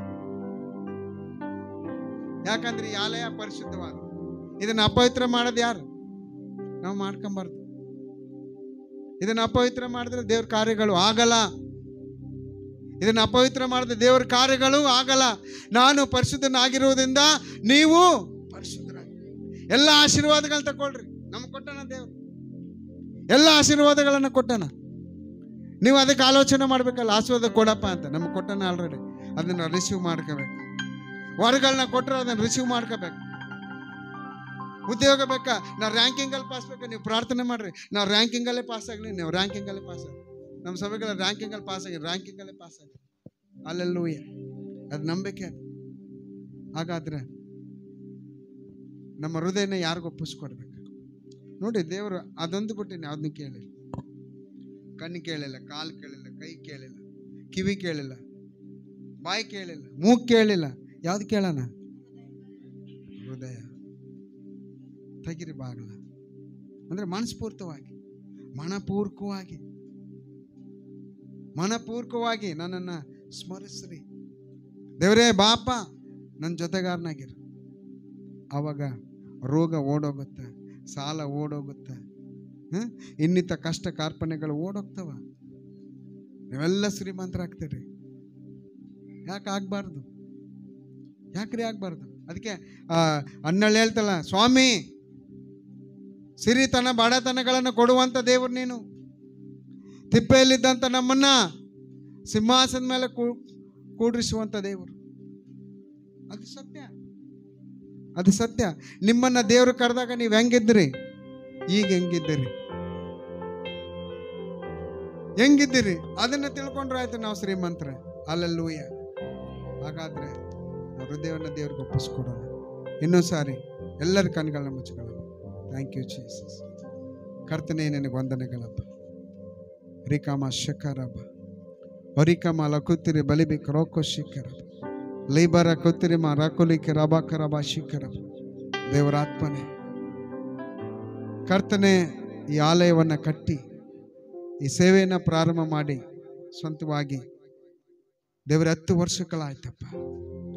ಈ ವರ್ಷದಿಂದ ಮೊದಲುಗೊಂಡು ಸ್ವಾಮಿ ಸಾವಿರಾರು ಆತ್ಮಗಳನ್ನು ಈ ಸಭೆಗೆ ಕರ್ತನೆ ಪವಿತ್ರಾತ್ಮ ದೇವರು ಒದಗಿಸುವಂತವರಾಗಿ ಇವರಿಗೆ ಆದಷ್ಟು ಶೀಘ್ರದಲ್ಲಿ ದೇವರು ಜಾಗವನ್ನು, ಆಲಯವನ್ನು ಕಟ್ಟಿಕೊಡುವ ಆತನಾಗಿದ್ದಾನೆ. ಕರ್ತನೆ, ನಿನ್ನ ಪ್ರಣಾಳಿಕೆಯಲ್ಲಿ ಸ್ವಾಮಿ ದೇವರವರ ಕಣ್ಣೀರುಗಳು ನಿನ್ನ ಬುದ್ಧಲಿಯಲ್ಲಿ ಇದೆ ಎಂಬುದಾಗಿ ನಾನು ನಂಬ್ತೇನಪ್ಪ. ರೇಖಾಮ ಶಕರ ಬಲಕರ ರೇಖಾಮ ಲಕುತ್ತಿರಿ ಬರಿಬಿ ಕರಾವಕ ಶಿಖರ ಹೊರಿಕಾಲ ಕತ್ತಿರ ಬರಿ ಕರಾಮ ಮರಕೊಲೆ ಕತ್ತಿರ ಬರಿಬಿ ಕರೋಕರಬ ರೇಖಾ ಶಿಖರ ಬಲಕತ್ತಿರ ಬರಿಬಿ ರೂಕರ ಬರಿಬಿ ಕೌಶಿಕರಬ.